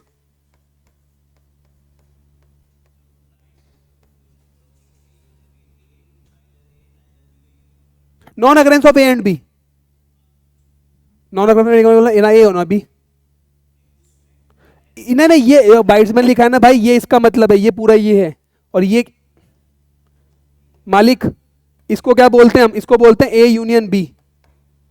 ठीक है, मालूम है ना ये बात? तो ये कितना बन जाएगा, probability of neither A nor B is equal to 1 minus probability of A union B. समझ में आ गई मेरी बात? आगे आगे पढ़ोगे अभी से, ये चीज के लिए समझ में आ गई? इसमें कोई डाउट, कोई इशू? एक एक सिंबल्स याद रखना बाबू, एक एक सिंबल्स। चलो, अगर ए बी का सबसेट है तो मतलब अगर ए हो गया समझ लो बी तो हो ही जाएगा, ऑब्वियस ही बात है। A is the subset of B will represent the occurrence of A implies the occurrence of B. अगर ए बी का सबसेट है और एक हुआ, ऑब्वियस बी भी हुआ। समझ आ गई मेरी बात? अभी समझ आया ये? चलो अब पढ़ते हैं बेटा कुछ नोट वाली बातें। आ जाओ इधर ध्यान देना बाबू सब। देखो, मान लो A and B are mutually exclusive event. बताओ Amit, A and B mutually exclusive है तो ए इंटरसेक्शन बी कितना होगा? 5 हो जाएगा। तो डायग्राम देख के भी दिख रहा था हमें सर, यही है। मान लो ये ए है, ये बी है, इसमें n1 एलिमेंट है, इसमें n2 एलिमेंट है, ये सैंपल स्पेस है। ठीक है मेरे बच्चे? अगर सोचो देखो, A and B are mutually exclusive event है तो मुझे निकालना है then probability of A union B कितना होगा। देखो मैं आपसे बोलता हूं मेरे बच्चे, number of element in A union B कितना लिखोगे? N A N B minus A intersection B, यही लिखोगे? एग्री कर रहे हो? अच्छा, अब मैं आपसे बोलता हूं इन सबको एनएस से डिवाइड कर दो।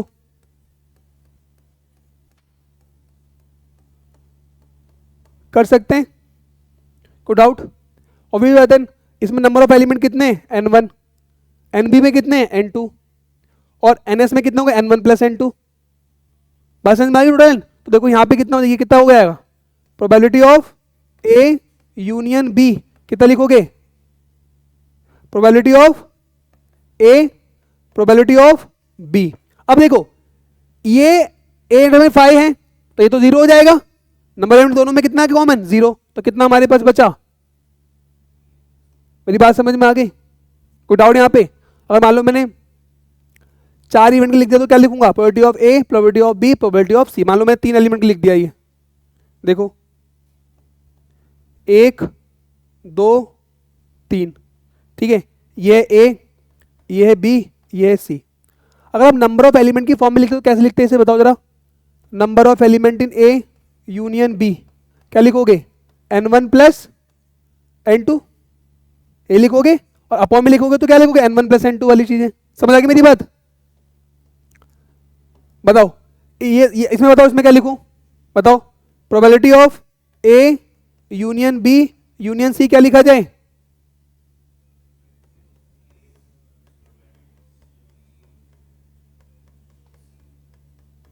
Where A B C are mutually exclusive. बात समझ में आ गई? Where A B C are mutually exclusive. ये बात समझ में आ गई मालिक? इसे नोट कर लो। चलो, तो ये चीज समझ में आ गई, इसमें कोई डाउट तो नहीं है? अरे हाँ ना तो बोलो। ये 0 समझना है? 0 क्यों होगा? तो दोनों एलिमेंट अगर मैं बोलूं कॉमन, यहां पे एलिमेंट कितना बन जाएगा? Number of element in A intersection B कितना हो जाएगा? 0। समझ लगी ना मेरी बात ये वाली? इसमें कोई डाउट तो नहीं है? अगर मैं नंबर के टर्म में लिखना चाहूं तो इसे मान लो कैपिटल एन। तो अगर मैं आपसे बोलूं यहां पे बोल दूं, क्या बोल दूं? Probability of A union B, तो क्या लिखोगे जल्दी से बताओ? Number of element in A union B divided by number of element in sample space, यही होगा। तो ए यूनियन बी में मिला के कितने एलिमेंट बनेंगे? n1 plus divided by N. हाँ कौन सी मीटिंग? आ रहा हूँ आ रहा हूँ बस 2 मिनट में आ रहा हूँ, बस आ रहा हूँ 2 मिनट में आ रहा हूँ बस। N1 by capital N, N2 by capital N, यही तो होगा। अब यार तुम्हें समझ में आ रही है मेरी बातें? आनी चाहिए बे नालायको। प्रोबेबिलिटी ऑफ ए यहां से कर लो, ऐसे कर लो। बेटा बातें नहीं करो अमित, पढ़ाई कर ले। बात समझ में आ गई बाबू ये वाली? तो इसका एक फाइनल सबमिशन, तो फाइनल सबमिशन, फाइनल सबमिशन क्या है? ये है फाइनल सबमिशन।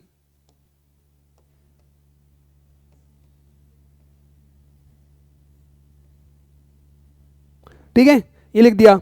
मैं लिखा E1 E2 E3 till till till En are mutually exclusive event, then probability of E1 union E2 union E3 En कितना हो जाएगा मेरे बच्चे? Probability of E1 plus probability of E2 till till till probability of En।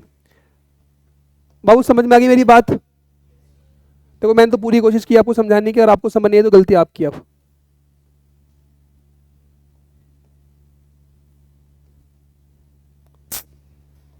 मजा आ ले, मैं काम करूं सही से, एक बार में हो जाए।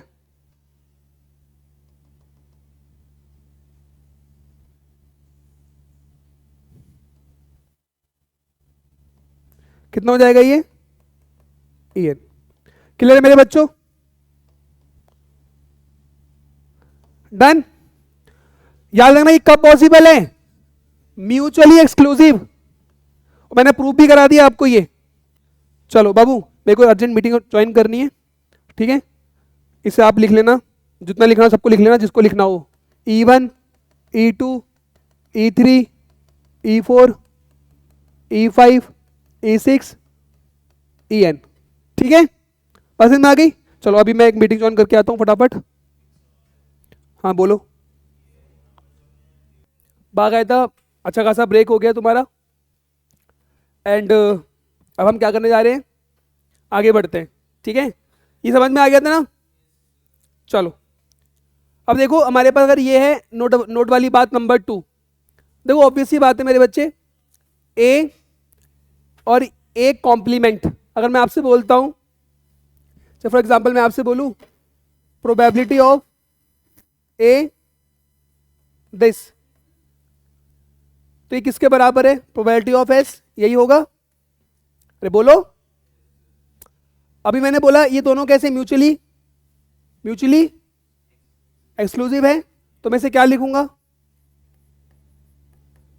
ये लिखूंगा। बोलो यस और नो। तो आपको मालूम है ये कितना आता है? 1। देखो आज तक आप रटा था, अब मैंने आपको समझा दिया कि क्यों आया है। 1 माइनस प्रोबेबिलिटी ऑफ ए। किसी इवेंट का होना प्लस ना होना हमेशा किसके बराबर होता है? 1 के बराबर होता है। तो किसी इवेंट का ना होना is always equal to 1 minus किसी इवेंट का होना। क्लियर है यहां तक? चलिए अब ये बहुत इंपॉर्टेंट चीज तो नहीं है, क्योंकि मैं ऑलरेडी आपको बता चुका हूं ये चीजें, अभी मैंने प्रीवियस में बताया हुआ है। मुझे निकालना है probability of neither A nor B बराबर होगा 1 minus probability of A union B. अभी करके दिखाया था, याद है? ये भूल गए? चलिए जी अभी तो करके दिखाया था। मैं दिखाऊं, स्लाइड ही दिखा दूं वो वाली? नहीं दिखानी स्लाइड? आपको मालूम है ये पूरा क्या है? A union B, at least one of A and B. तो क्या होगा? Sample space minus A union B का intersection, sorry complement, A union B का कॉम्प्लीमेंट। देखो डी मॉर्गन लो मालूम है, ए यूनियन बी का कॉम्प्लीमेंट क्या होता है? A complement intersection B complement. A union B का कॉम्प्लीमेंट क्या होगा? A complement union B complement. ये उल्टा लिख दिया मैंने यहाँ पे ना, यहाँ पे इंटरसेक्शन होगा। बात समझ में आ गई? मालूम है डी मॉर्गन लॉ? तो ये बात समझ आ गई, probability of neither A nor B अगर is always equal to 1 minus either A और आइदर बी। ये क्लियर है यहां तक? सिमिलरली इसके साथ बताओ इसके लिए क्या होगा? इसके लिए क्या, ये क्या कहना चाह रहे हैं? अबे वो तो मुझे बता, इंग्लिश में बताओ क्या मतलब कहना चाह रहा है ये? जैसे मैं लिखा ना आइदर ए और बी और बोथ, तो इसका मतलब क्या है? A complement union B complement का मतलब क्या है?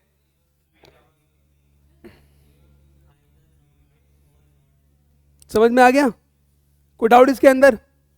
अच्छा, अब एक चीज़ सुनो, मैं इसमें एक चीज़ आपको बताता हूँ, बड़े ध्यान से मेरी बात को सुनना। आप लोग मुझे बताओ, अगर मैं आपसे बोलता हूँ ए यूनियन बी कॉम्प्लीमेंट, इसको क्या लिखते हैं?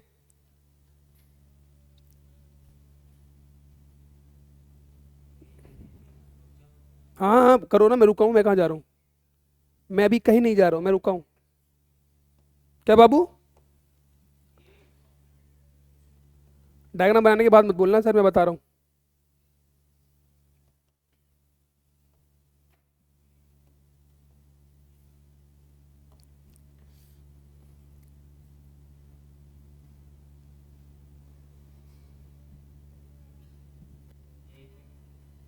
क्या?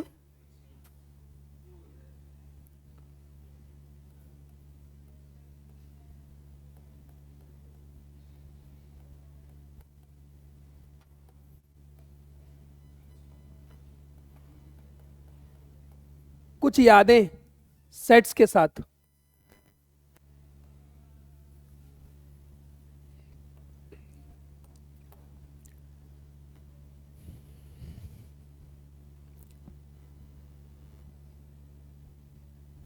अच्छा यही बताओ चलो। क्या? यस, ए माइनस बी।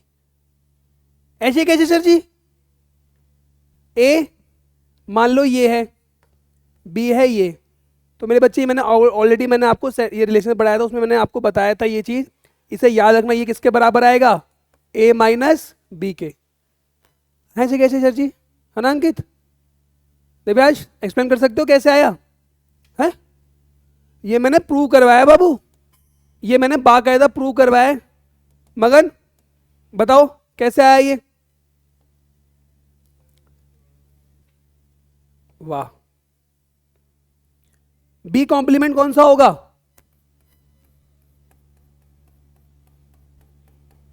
ये क्या है? बी कॉम्प्लीमेंट है। अब बी कॉम्प्लीमेंट का यूनियन करना है किसके साथ?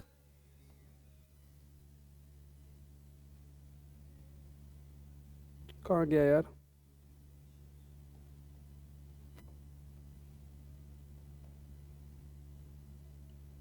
मान लो ये हमारा ए था और ये हमारा पूरा क्या है?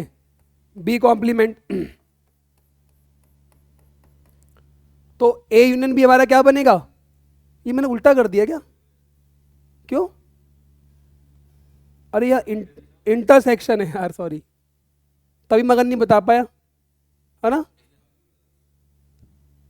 ए इंटरसेक्शन बी, सॉरी, अरे सॉरी सॉरी। ठीक है समझ जाओ ना यार, ये तो ये कितना बन जाए, कॉमन पोर्शन यही आया, तो ये हो गया हमारा ए माइनस बी। ठीक है, अच्छा ठीक है बात, ठीक है यार, ठीक है, अभी बुद्धि हमारी एक ऐसी हो रखी है, बट ठीक है। समझ गया ना मालिक कैसे आया ये?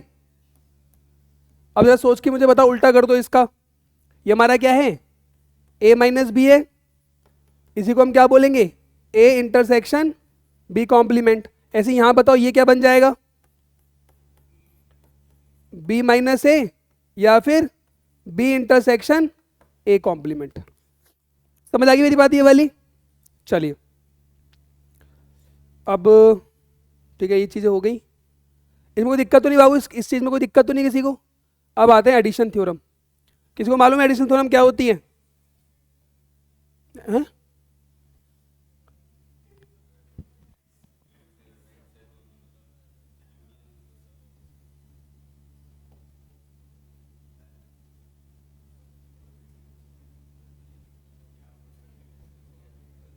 Bowler ji.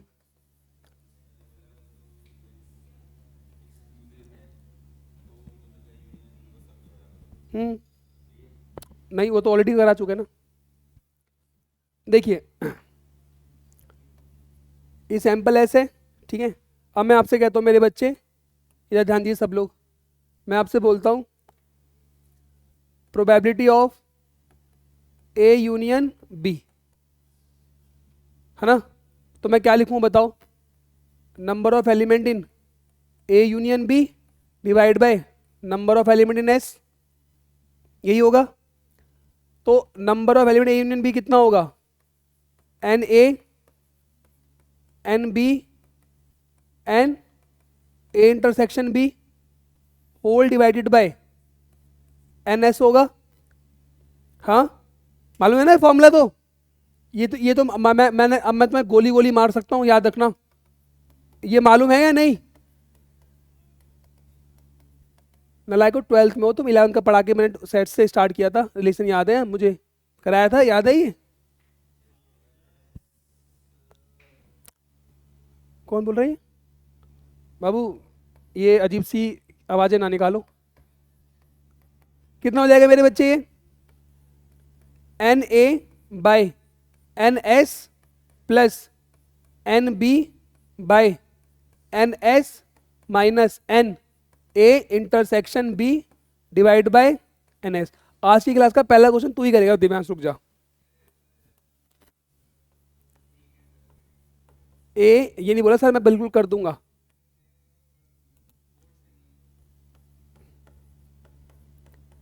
Probability of A, probability of B, A intersection B.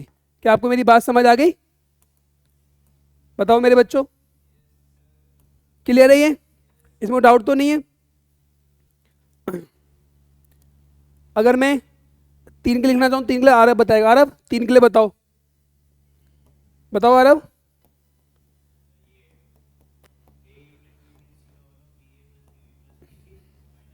क्या बोले?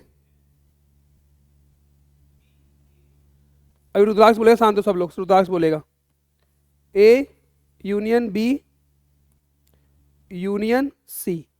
अब मैं प्रूफ नहीं कर रहा, डायरेक्ट लिख दे रहा हूं। तो बताओ रुद्राक्ष क्या लिखें?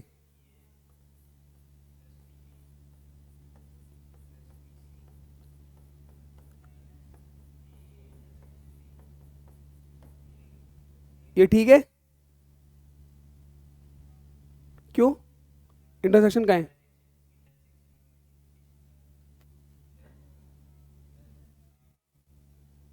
जब मैं यहां से गया था तो मैंने तुम्हें कहा था कि इनको बता देना, तो आपने बताया नहीं।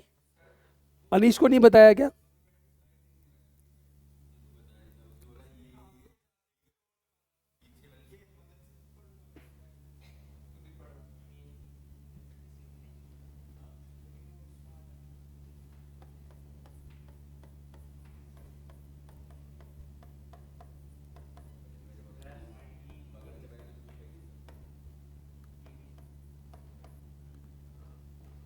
बताओ भविष्य, ये ए बी का मतलब क्या है? बी सी का मतलब? हंसना नहीं है। बी इंटरसेक्शन सी, हरियाणा की हो ना बेटा?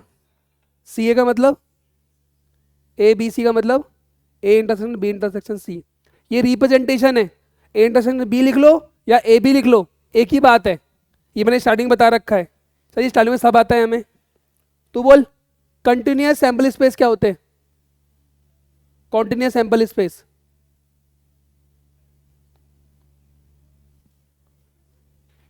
हाँ हाँ बता जरा।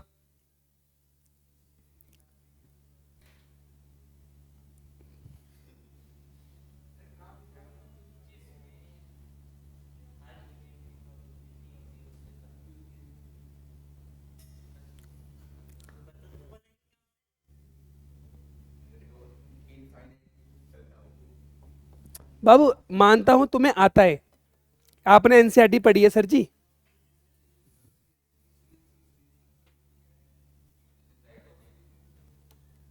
बाबू काफ़ी चीज़ें उसमें होंगी जो आपको नहीं पता होंगी, एक बार 2x पे देख लेना, बाद में ज़्यादा समय लगेगा नहीं आपको। और आपके लैपटॉप में 3x हो 3x देख लेना, देख लियो ना लाइक कंटिन्यूस वाला। जैसे आपने, जैसे याद आता हूँ, ये बड़ा मैं सैंपल्स पे लगा x1 से लेकर x2, तो मान लो ये है 1 ये है 10, तो 1 से लेकर 10 तक सैंपल्स पे लिखो। तुम लिख पाओगे क्या?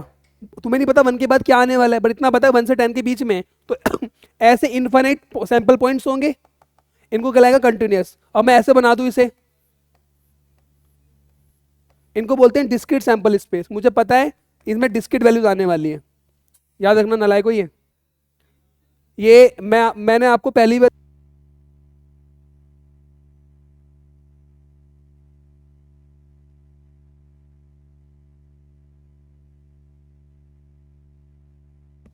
चलो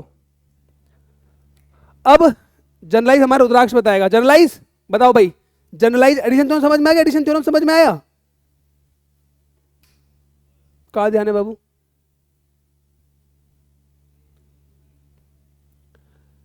तो जनरलाइज एडिशन थ्योरम बताओ, क्या मतलब है जनरलाइज एडिशन थ्योरम का, अगर किसी को याद है तो। A1 से AN तक याद है, मैंने आपको पढ़ाया था म्यूचुअल एक्सक्लूजन इंक्लूजन प्रिंसिपल। उसी से हम डायरेक्ट लिखते हैं। देखो यहाँ पे ये लिखा हुआ है ना P वाला, तो इसको मैं ऐसे लिख देता हूँ। देखो P probability of AI union AJ union AK till AN। कोई दिक्कत? मतलब यूनियन लिख देना AI AJ। हाँ तो क्या हुआ? तो ले वो ले ले यार, क्या फर्क पड़ता है यार। प्रोबेबिलिटी ऑफ, अब तू ही बना के आजा। ए क्या ले ले बताओ? AN ले ले, कुछ भी।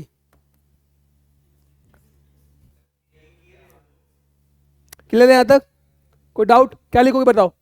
समीशन ऑफ, क्या लिखा जाए? I इक्वल टू 1 से लेके N तक क्या लिखोगे? AI। हाँ प्रोबेबिलिटी लगा लेते हैं यार। प्रोबेबिलिटी ऑफ AI यही होगा। इसका मतलब क्या? 1 put PA1 PA2 PA3 PN तक, उसके बाद माइनस क्या करोगे? I लेस देन J 1 से N तक क्या लिखे बताओ? Probability of AI intersection AJ। कोई दिक्कत? एक बार एक्सक्लूड कर दिया, अब 3 का बोलो by inclusion. Summation of I less than J less than K तो लिख लेना, ठीक है। 1 से लेकर N तक, कोई दिक्कत? क्या लिख दोगे इसमें? AI intersection AJ intersection AK। तुम्हारे सामने लिख रहा हूं, नहीं तो छपा छपाया लग सकता हूं मैं। समझ आ गई मेरी बात? ये तुम्हें याद होता है कैसे लगाना है इसे, तो ये बताऊंगा। चलो लास्ट में क्या आएगा? लास्ट में क्या लिखे बता रहा हूं? हाँ माइनस में लगा लेते हैं सर जी, ठीक है यहां तक। अब क्या लगाने बताओ? A1 intersection A2 intersection A3 till intersection AN, यही होगा। दिस इज का जनरलाइज एडिशनल थ्योरम। तो मेरे बच्चे, मैंने आज आपको सारी थ्योरी करा दी जो मैं आज करवाने की सोच रहा था। अब कल स्टार्ट करेंगे हम कंडीशनल प्रोबेबिलिटी वगैरह करेंगे हम लोग, और मल्टीप्लिकेशन थ्योरम पढ़ेंगे, बेस थ्योरम करेंगे। कल की थ्योरी ज़्यादा होगी, आज भी थी। ये थोड़ी बेसिक चीज़ें थी जो मैंने आपको ऑलरेडी बता दी है। तो बताओ अंकित, प्रोबेबिलिटी ऑफ श्योर इवेंट क्या होगा? क्या हो 1? क्या 1 होगी उसका प्रोबेबिलिटी? बात समझ में आ गई? इक्वल लाइकली का क्या होता है? Impossible event 0। बात समझ में आ गई? एक बार अगर आपको इस पूरे स्लाइड में कोई भी डाउट हो तो मुझे बेझिझक बोलो ऑड अगेंस्ट ऑड फेवर। समझ में आ गया? हाँ भाई, ऑड अगेंस्ट ऑड फेवर समझ में आया? Event against the odd, odd against नहीं समझ में आया? तुम्हें तो आता था, तो कल बोला था मेरे को। हाँ करा देना, करा देना। तो आगे बढ़ो तुम अब। तो आज की क्लास का करा देता हूं। मगन तू ही बोला था नहीं, ये नहीं समझा पाएगा। मगन समझू, आ जा। अरे मैं कह रहा हूं इधर आ, इधर। नालायक उसे मत समझा, मेरे को समझा। मैं समझ रहा था बाबू। एक मिनट, इधर आओ, इधर आओ, बात माना करो, इधर आओ, इधर आओ। तू ही समझाएगा इसी तरह। देख, पहली बात, odd, odds in favour of event E. Odds in favour of event का मतलब समझो पहले। उस इवेंट ई को सपोर्ट करना है। क्या करना है? बोल उसको। उनको नहीं, इवेंट ई को, इवेंट ई को सपोर्ट करना है। तो मान के चल एक इवेंट है ई जो एम तरीके से हो सकता है, ठीक है, और वही इवेंट एन तरीके से नहीं हो सकता। बोलो। बात समझ में आ गई? तो वो कहता है odds in favour of event ई जो होगा वो क्या होगा? Can upon can not. मतलब अगर मैं एम की वैल्यू बढ़ाऊंगा तो इवेंट होने की प्रोबेबिलिटी फेवर करेगी ना, कि जल्दी जल्दी हो जाए, और मैं अगर एन को बढ़ा दिया तो क्या होगा, उसके उस इवेंट के होने के आगे चले जाएगा। तो जो फेवर में होता है ऊपर लिखोगे कैन अपॉन कैन नॉट। बढ़ाएंगे तो कैन की प्रोबेबिलिटी बढ़ जाएगी और एन बढ़ाएंगे तो कैन की बढ़ जाएगी। तो अगर हमें निकालना है odds in favour of event E, तो हम क्या लिखेंगे, एम अपॉन एन। हमें फेवर में निकालना है तो एम अपॉन एन निकालना है, नॉट फेवर में तो अपॉन एन। अब रुक जाओ, तो उस इवेंट की प्रोबेबिलिटी निकलेगी क्या, फेवरेबल आउटकम क्या है एम, और टोटल क्या है एम प्लस एन। तो अगर मैं एम की वैल्यू बढ़ाऊं तो उस इवेंट की प्रोबेबिलिटी होने की क्षमता बढ़ती चली जाएगी। एग्री कर रहे? ऐसी अगेंस्ट में मुझे रोकना है तो मुझे क्या बढ़ाना पड़ेगा, एन। तो N upon M plus N क्या होगा, अगेंस्ट। अब समझा इसे, जल्दी बोल फटाफट।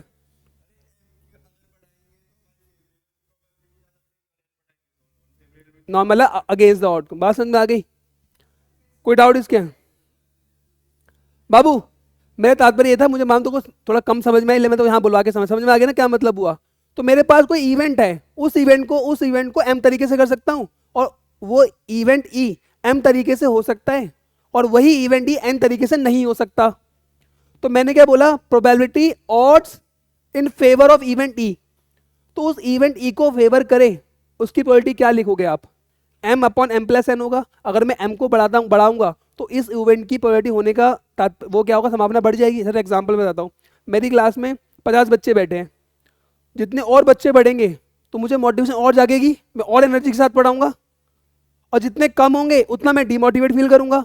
तो उस इवेंट को होने के लिए एम की बच्चों को बढ़ाते चले जाओ, तो उस इवेंट की मस्त तरीके से पढ़ा पाऊँ वो क्या हो जाएगा समझ में आ गया? क्या एम अपॉन एन क्या है, एम अपॉन एक रेशियो बताना चाह रहा है कि जो ऑड्स इन फेवर ऑफ ई का रेशियो क्या होगा। अगर एम की वैल्यू बढ़ा रहे हैं तो जाहिर है ई बढ़ेगा, अब ई बढ़ेगा तो प्रोबेबिलिटी ऑफ ई की संभावना क्या होगी, बढ़ती चली जाएगी।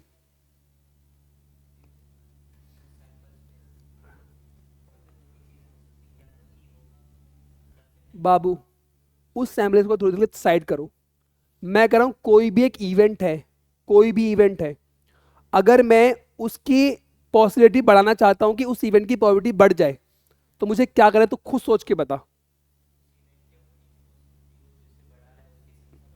हाँ तो मैं वही तो कर रहा है, समझ आ गई मेरी बात?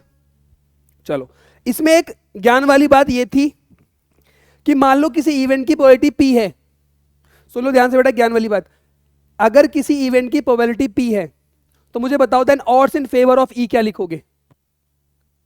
ये पी है, ये टोटल है, तो क्या लिखोगे, P upon one minus P. आगे इसमें क्या लिखोगे, one minus P upon P.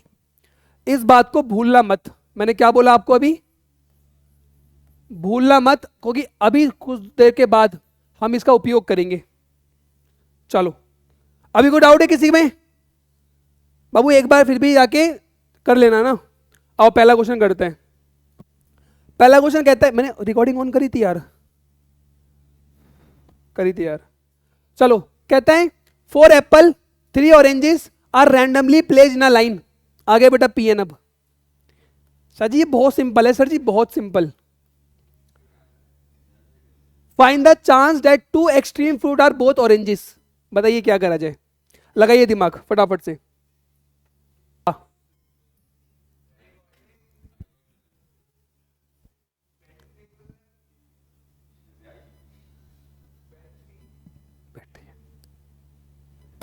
देखो,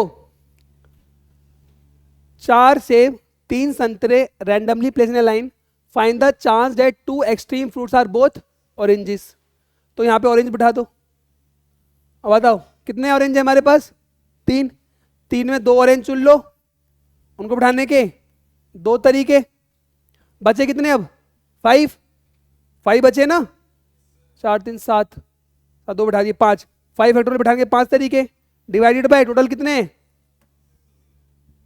हो गया सॉल्व। अबे समझ में आया भाई? मैं 3 में 2 ऑरेंज चुने, बिठा दिया, बिठाने के 2 फैक्टोरियल, बचे 5। 5 का एलिमेंट कितना होगा, 5 फैक्टोरियल, टोटल कितना आएगा 7 फैक्टोरियल। अच्छा सर जी आंसर तो ऐसा नहीं करना है, ऐसा तो नहीं करना है, हमारा आंसर तो हमने पता नहीं क्या क्या करा है।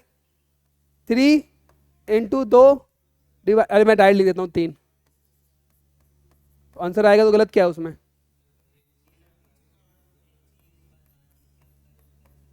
नहीं, नहीं कर सकता मैं, नहीं बिल्कुल, मैं कोई कष्ट नहीं कर सकता। मुझे मालूम है कि तुमने सही किया है, तुम्हें मालूम है कि मैंने सही किया है, तुम ये जानते हो कि कुछ गलती निकालने से सारे ऐसे कैसे हो गया, तो अपनी बुद्धि अपने पास रखना। 101% आंसर सही है और कोई गड़बड़ी नहीं है। अपनी बुद्धि को थोड़ा तेज करो तो आपको पता चल जाएगा ये जो लिखा है वो बिल्कुल परफेक्ट लिखा है। ठीक है सर, हमें तो काट के दिखाया है, मैंने बिना काटे कर दिया है।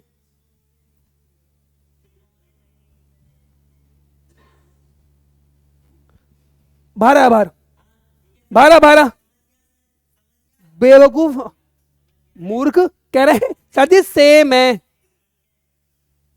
लिखा उसमें आइडेंटिकल नहीं लिखा है, तभी मैंने कहा थोड़ा तेज करो समझ में आ जाएगा। आज माइंड को ऐसी नहीं करना मेरी। चलो, ये ए ऑप्शन, ये बी ऑप्शन, डाइस में दो डाइस उठा ला ना, वो मैंने केसेस पढ़ाए हैं वहां पर, और देख लेना एक बार। कहते हैं two natural numbers are randomly selected from the set of first 20 natural numbers, find the particular sum is the odd, second sum is even, third selected page twin prime. रुक जाओ पहले तो, हाँ भाई ट्विन प्राइम क्या होते हैं Divyansh? One prime number, हाँ तो वन एक तो प्राइम हो ही है ना, वाह, one one is prime number. तो आज से मैथ में नया खोज किया है मगन मास्टर ने, वन वन इज प्राइम। तू बोल।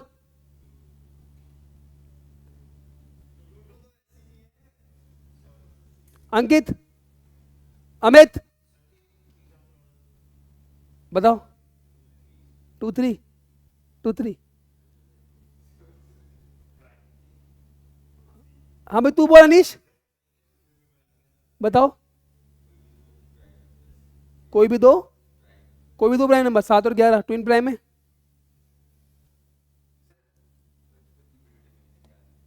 बड़ा आईआईटी जाना है, आईआईटी एग्जाम फोड़ देगा, कंप्यूटर तोड़ देगा, ट्विंस प्राइम आएगा तो उसे चीर देगा, बेवकूफ। बेटा ट्विंस प्राइम ऐसे बोलते हैं, ऐसे दो प्राइम नंबर जिनका डिफरेंस 2 हो। सर जी ऐसे कैसे?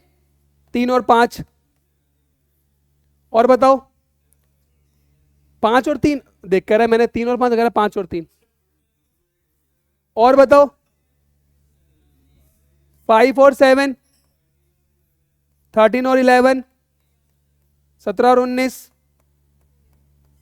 तो याद रहे ट्विंस प्राइम क्या होते हैं? जिन दो प्राइम के बीच में डिफरेंस कितना है?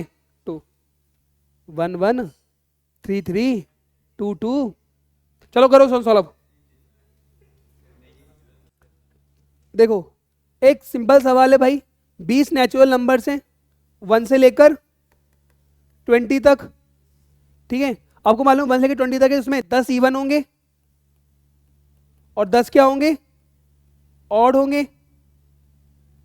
अब 10 सम इज ऑड, दो नंबर हमें रैंडमली निकाले जिनका सम कितना है? ऑड आए। तो अगर सम ऑड आए, पहले वाले पार्ट का मैं बोलूं सम ऑड आए, तो बाबू सम ऑड कब आ सकता है बताओ? दो नंबर निकालने पर। एक इवन एक ऑड हो। अगर मैं पहले बताओ टोटल कितना लिखोगे? 20C2 लिखोगे। ये total number of possible outcomes होंगे 20C2। Total number of outcomes कितने होंगे? 20C2 होंगे। तो पहला 20C2। अब कह रहे हैं कि दो नंबर हमने निकाले हैं तो उनका सम ऑड आए। सम ऑड कब आ सकता है? जब एक इवन हो एक ऑड हो। तो इवन से एक चुन लो, इनटू और एक ऑड से चुन लो, जो भी आंसर आया। कितना आ रहा है बेटा? पहला 10/10/19। अब बी वाले पार्ट में कैसे लिखोगे? दो तरीके हैं, 1 माइनस सम इज ऑड आ जाए या फिर डायरेक्ट निकाल लो।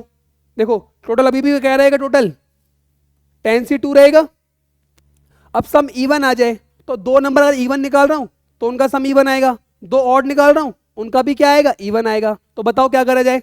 10 में से दो चुन लो या फिर दोनों क्या ले लो? ऑड ले लो। हाँ नीचे 20 कर लो यार। बात समझ में आ गई? कितना है सोल्व करने पे? 9/9। ये मान लो ये है मेथड नंबर 1 और मेथड 2 क्या कर सकते हो, सम कितना है इवन, सम क्या आ जाए इवन हो जाए, 1 माइनस सम इज ऑड, तो 1 माइनस 10/19 कितना हो गया 9/19। और सी वाला पर सबसे आसान है, सी वाला तो सिलेक्टेड पेयर ट्विन प्राइम हो, यही ट्विन प्राइम बने हमारे पास। कोई बोले सर 1 और 3 ले सकते हैं, अरब क्यों नहीं ले सकते, 1 प्राइम नहीं है तो कितना 1 2 3 4, तो कितना आ गया 4/20c। समझ आ गया, आसान था, ये टर्म याद रखना ट्विन प्राइम।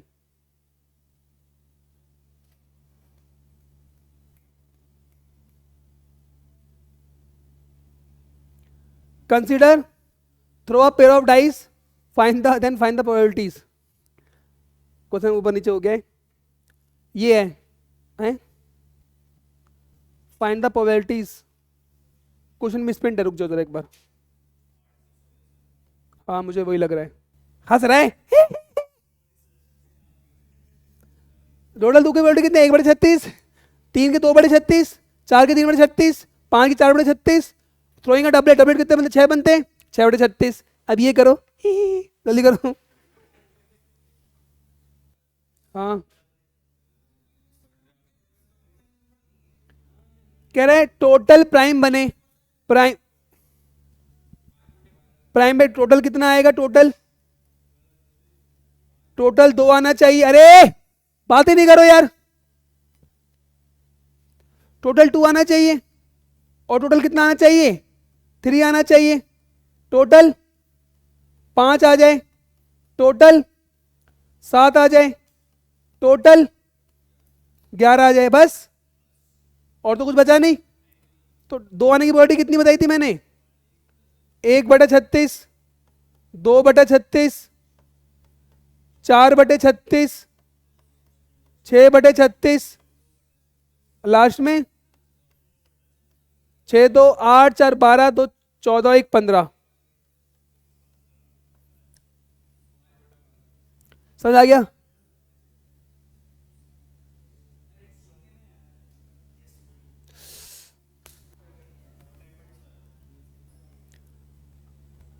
क्या टाइम हुआ यार,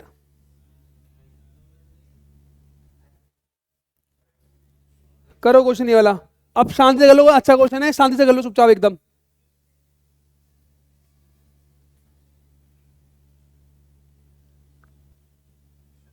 कहता है the probability that a 2 digit positive number selected random has its 10 digit at least 3 more than its unit digit.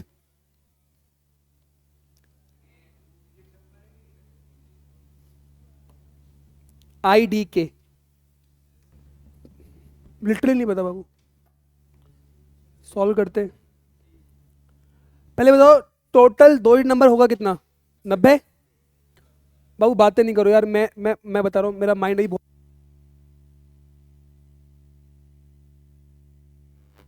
देखो टोटल टोटल 2 डिजिट नंबर कितने 90, यही बनेंगे। अब देखो क्या कह रहा है, मेरे पास ना 2 डिजिट के नंबर्स हैं, है ना, 2 डिजिट के नंबर्स हैं, कह रहा है probability that 2 digit positive number selected at random has its, कोई दो डिजिट नंबर उठाया है मैंने रैंडमली, तो वो कह रहे हैं उसका जो 10th डिजिट है वो 3 टाइम एटलीस्ट, कम से कम 3 टाइम्स ज्यादा हो उसके यूनिट डिजिट से। मैं कहना चाह रहा हूँ जैसे मैंने उठाया मान के चलो 47 या 46 उठाया, तो वो उसके यूनिट डिजिट से 3 टाइम ज्यादा हो, कहने का तात्पर्य समझो। अगर मैं बोलता हूँ लेट्स, मान लो अगर यूनिट डिजिट उसके 0 है, लेट यूनिट डिजिट क्या है, यूनिट डिजिट इज 0, तो नंबर क्या क्या हो सकता है 10th डिजिट पे, क्या क्या हो सकता है 10th डिजिट पर, 3 4 5 6 7 8 9, यही होगा। देख लो आप करके चेक कर लो, 30 40 50 60 70 सब ज्यादा है 3 टाइम्स, पास में आ गई। एटलीस्ट बोला है ना, एटलीस्ट का मतलब 3 कम से कम। अगर मैं आपसे बोलता हूं यूनिट डिजिट इसकी अगर 1 है तो क्या होगा 4 5 6 7 8 और 9। ऐसी मेरे बच्चे यूनिट डिजिट अगर इसका 2 है तो क्या होगा 5 6 7 8 9। यूनिट डिजिट अगर इसकी कितनी आ जाए 3 तो कितना आएगा 6 7 8 9, यही होगा। अगर यूनिट डिजिट इसकी 4 आ जाए तो क्या होगा 7 8 और 9, यही होगा। 3 ज़्यादा होने चाहिए ना कम से कम। तो अब कितना आ जाए 5 आ जाए 8 और 9, और अगर 6 आ जाए बताओ केवल 9 और 7 आ जाए तो नॉट पॉसिबल। तो कितने केस बन गए यार 3 ये 7 6 13 13 और कितने 5 18 18 4 22 22 3 टोटल 28 बन गए। तो टोटल कितने केस बन गए 28 और टोटल कितने 90। कितने से कट रहा है ये 45। ऑप्शन ये होगा। समझ आ गई मेरी बात।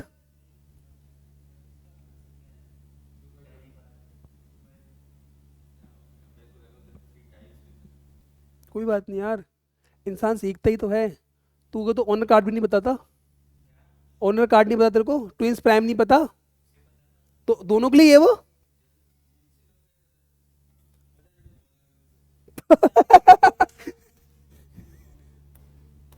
चलो यार करो। There are 8 student. बाबू बाबू बाबू बाबू बाबू पढ़ लो शांति से। देखो 8 बच्चे 4 school ABCD, 2 student from each school. 8 student. अब करो क्वेश्चन, मैं बाद में पढ़ूंगा इसे।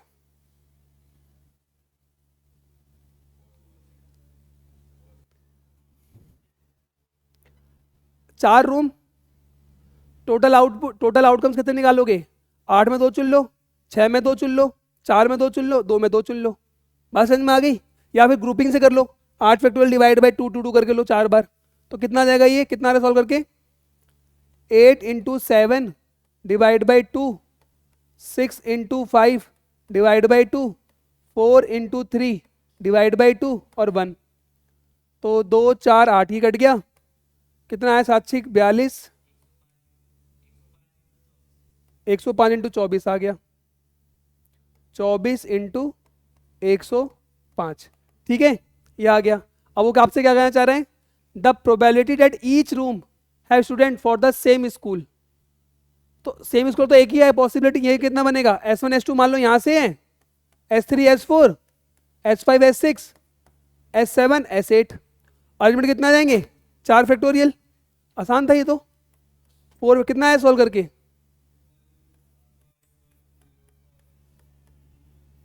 कितना आ गया, आसान था।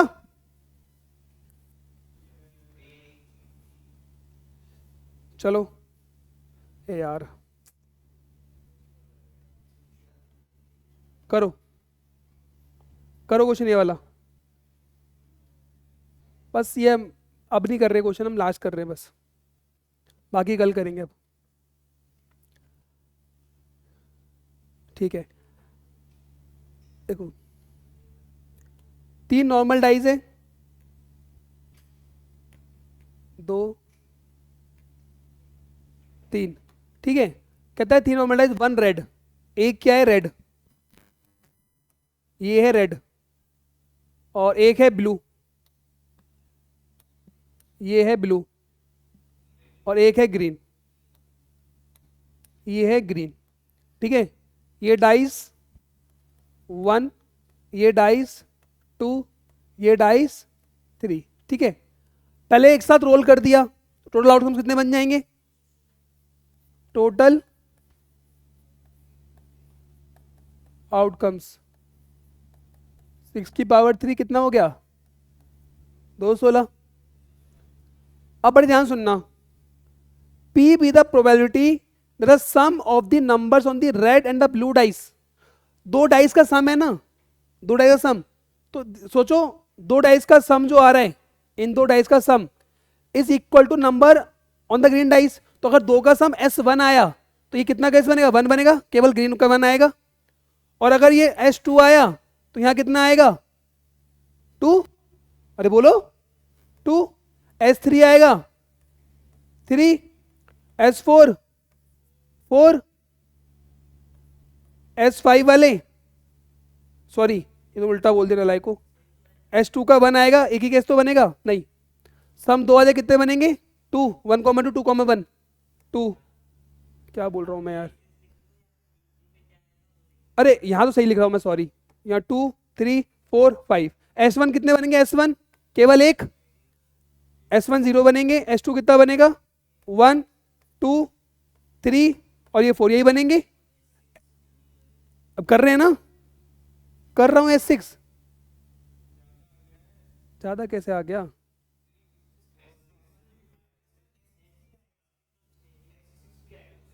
हाँ तो S6 ना, यही कह रहे हो ना, तो कर तो रहा हूं, यही तो बोला हूं कर रहा हूं,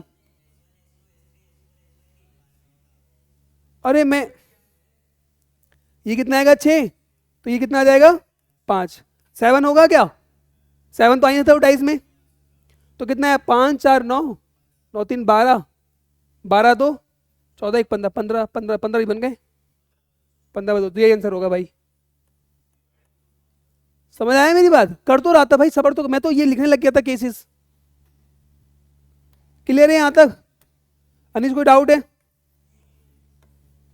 समझ आया ये, सिंपल सी बात समझो, डाइस का इनका सम मिलाकर जो नंबर आए वो ग्रीन डाइस पे आना चाहिए, तो मतलब ये 2 डाइस अलग अलग 236 वाले केस बनते, तो S1 S2 S3 समझाया था मैंने, तो यहाँ पे S1 है, तो यहाँ पे कितना, एक भी केस नहीं बनेगा, यहाँ पे कितना आया 1, बस समझ में आ गई, 2 के लिए 1 सम, इसके 2, जो इनका सम 2 आया, तो डाइस को मिला के सम आया 2, वो कितने केस बने, केवल एक केस बनेगा 2 वाला यहाँ पे, समझ आया भाई, तुम कहो तो बना के लिखते हैं केस, समझ आ गया था कैसे करना है, सिंपल है।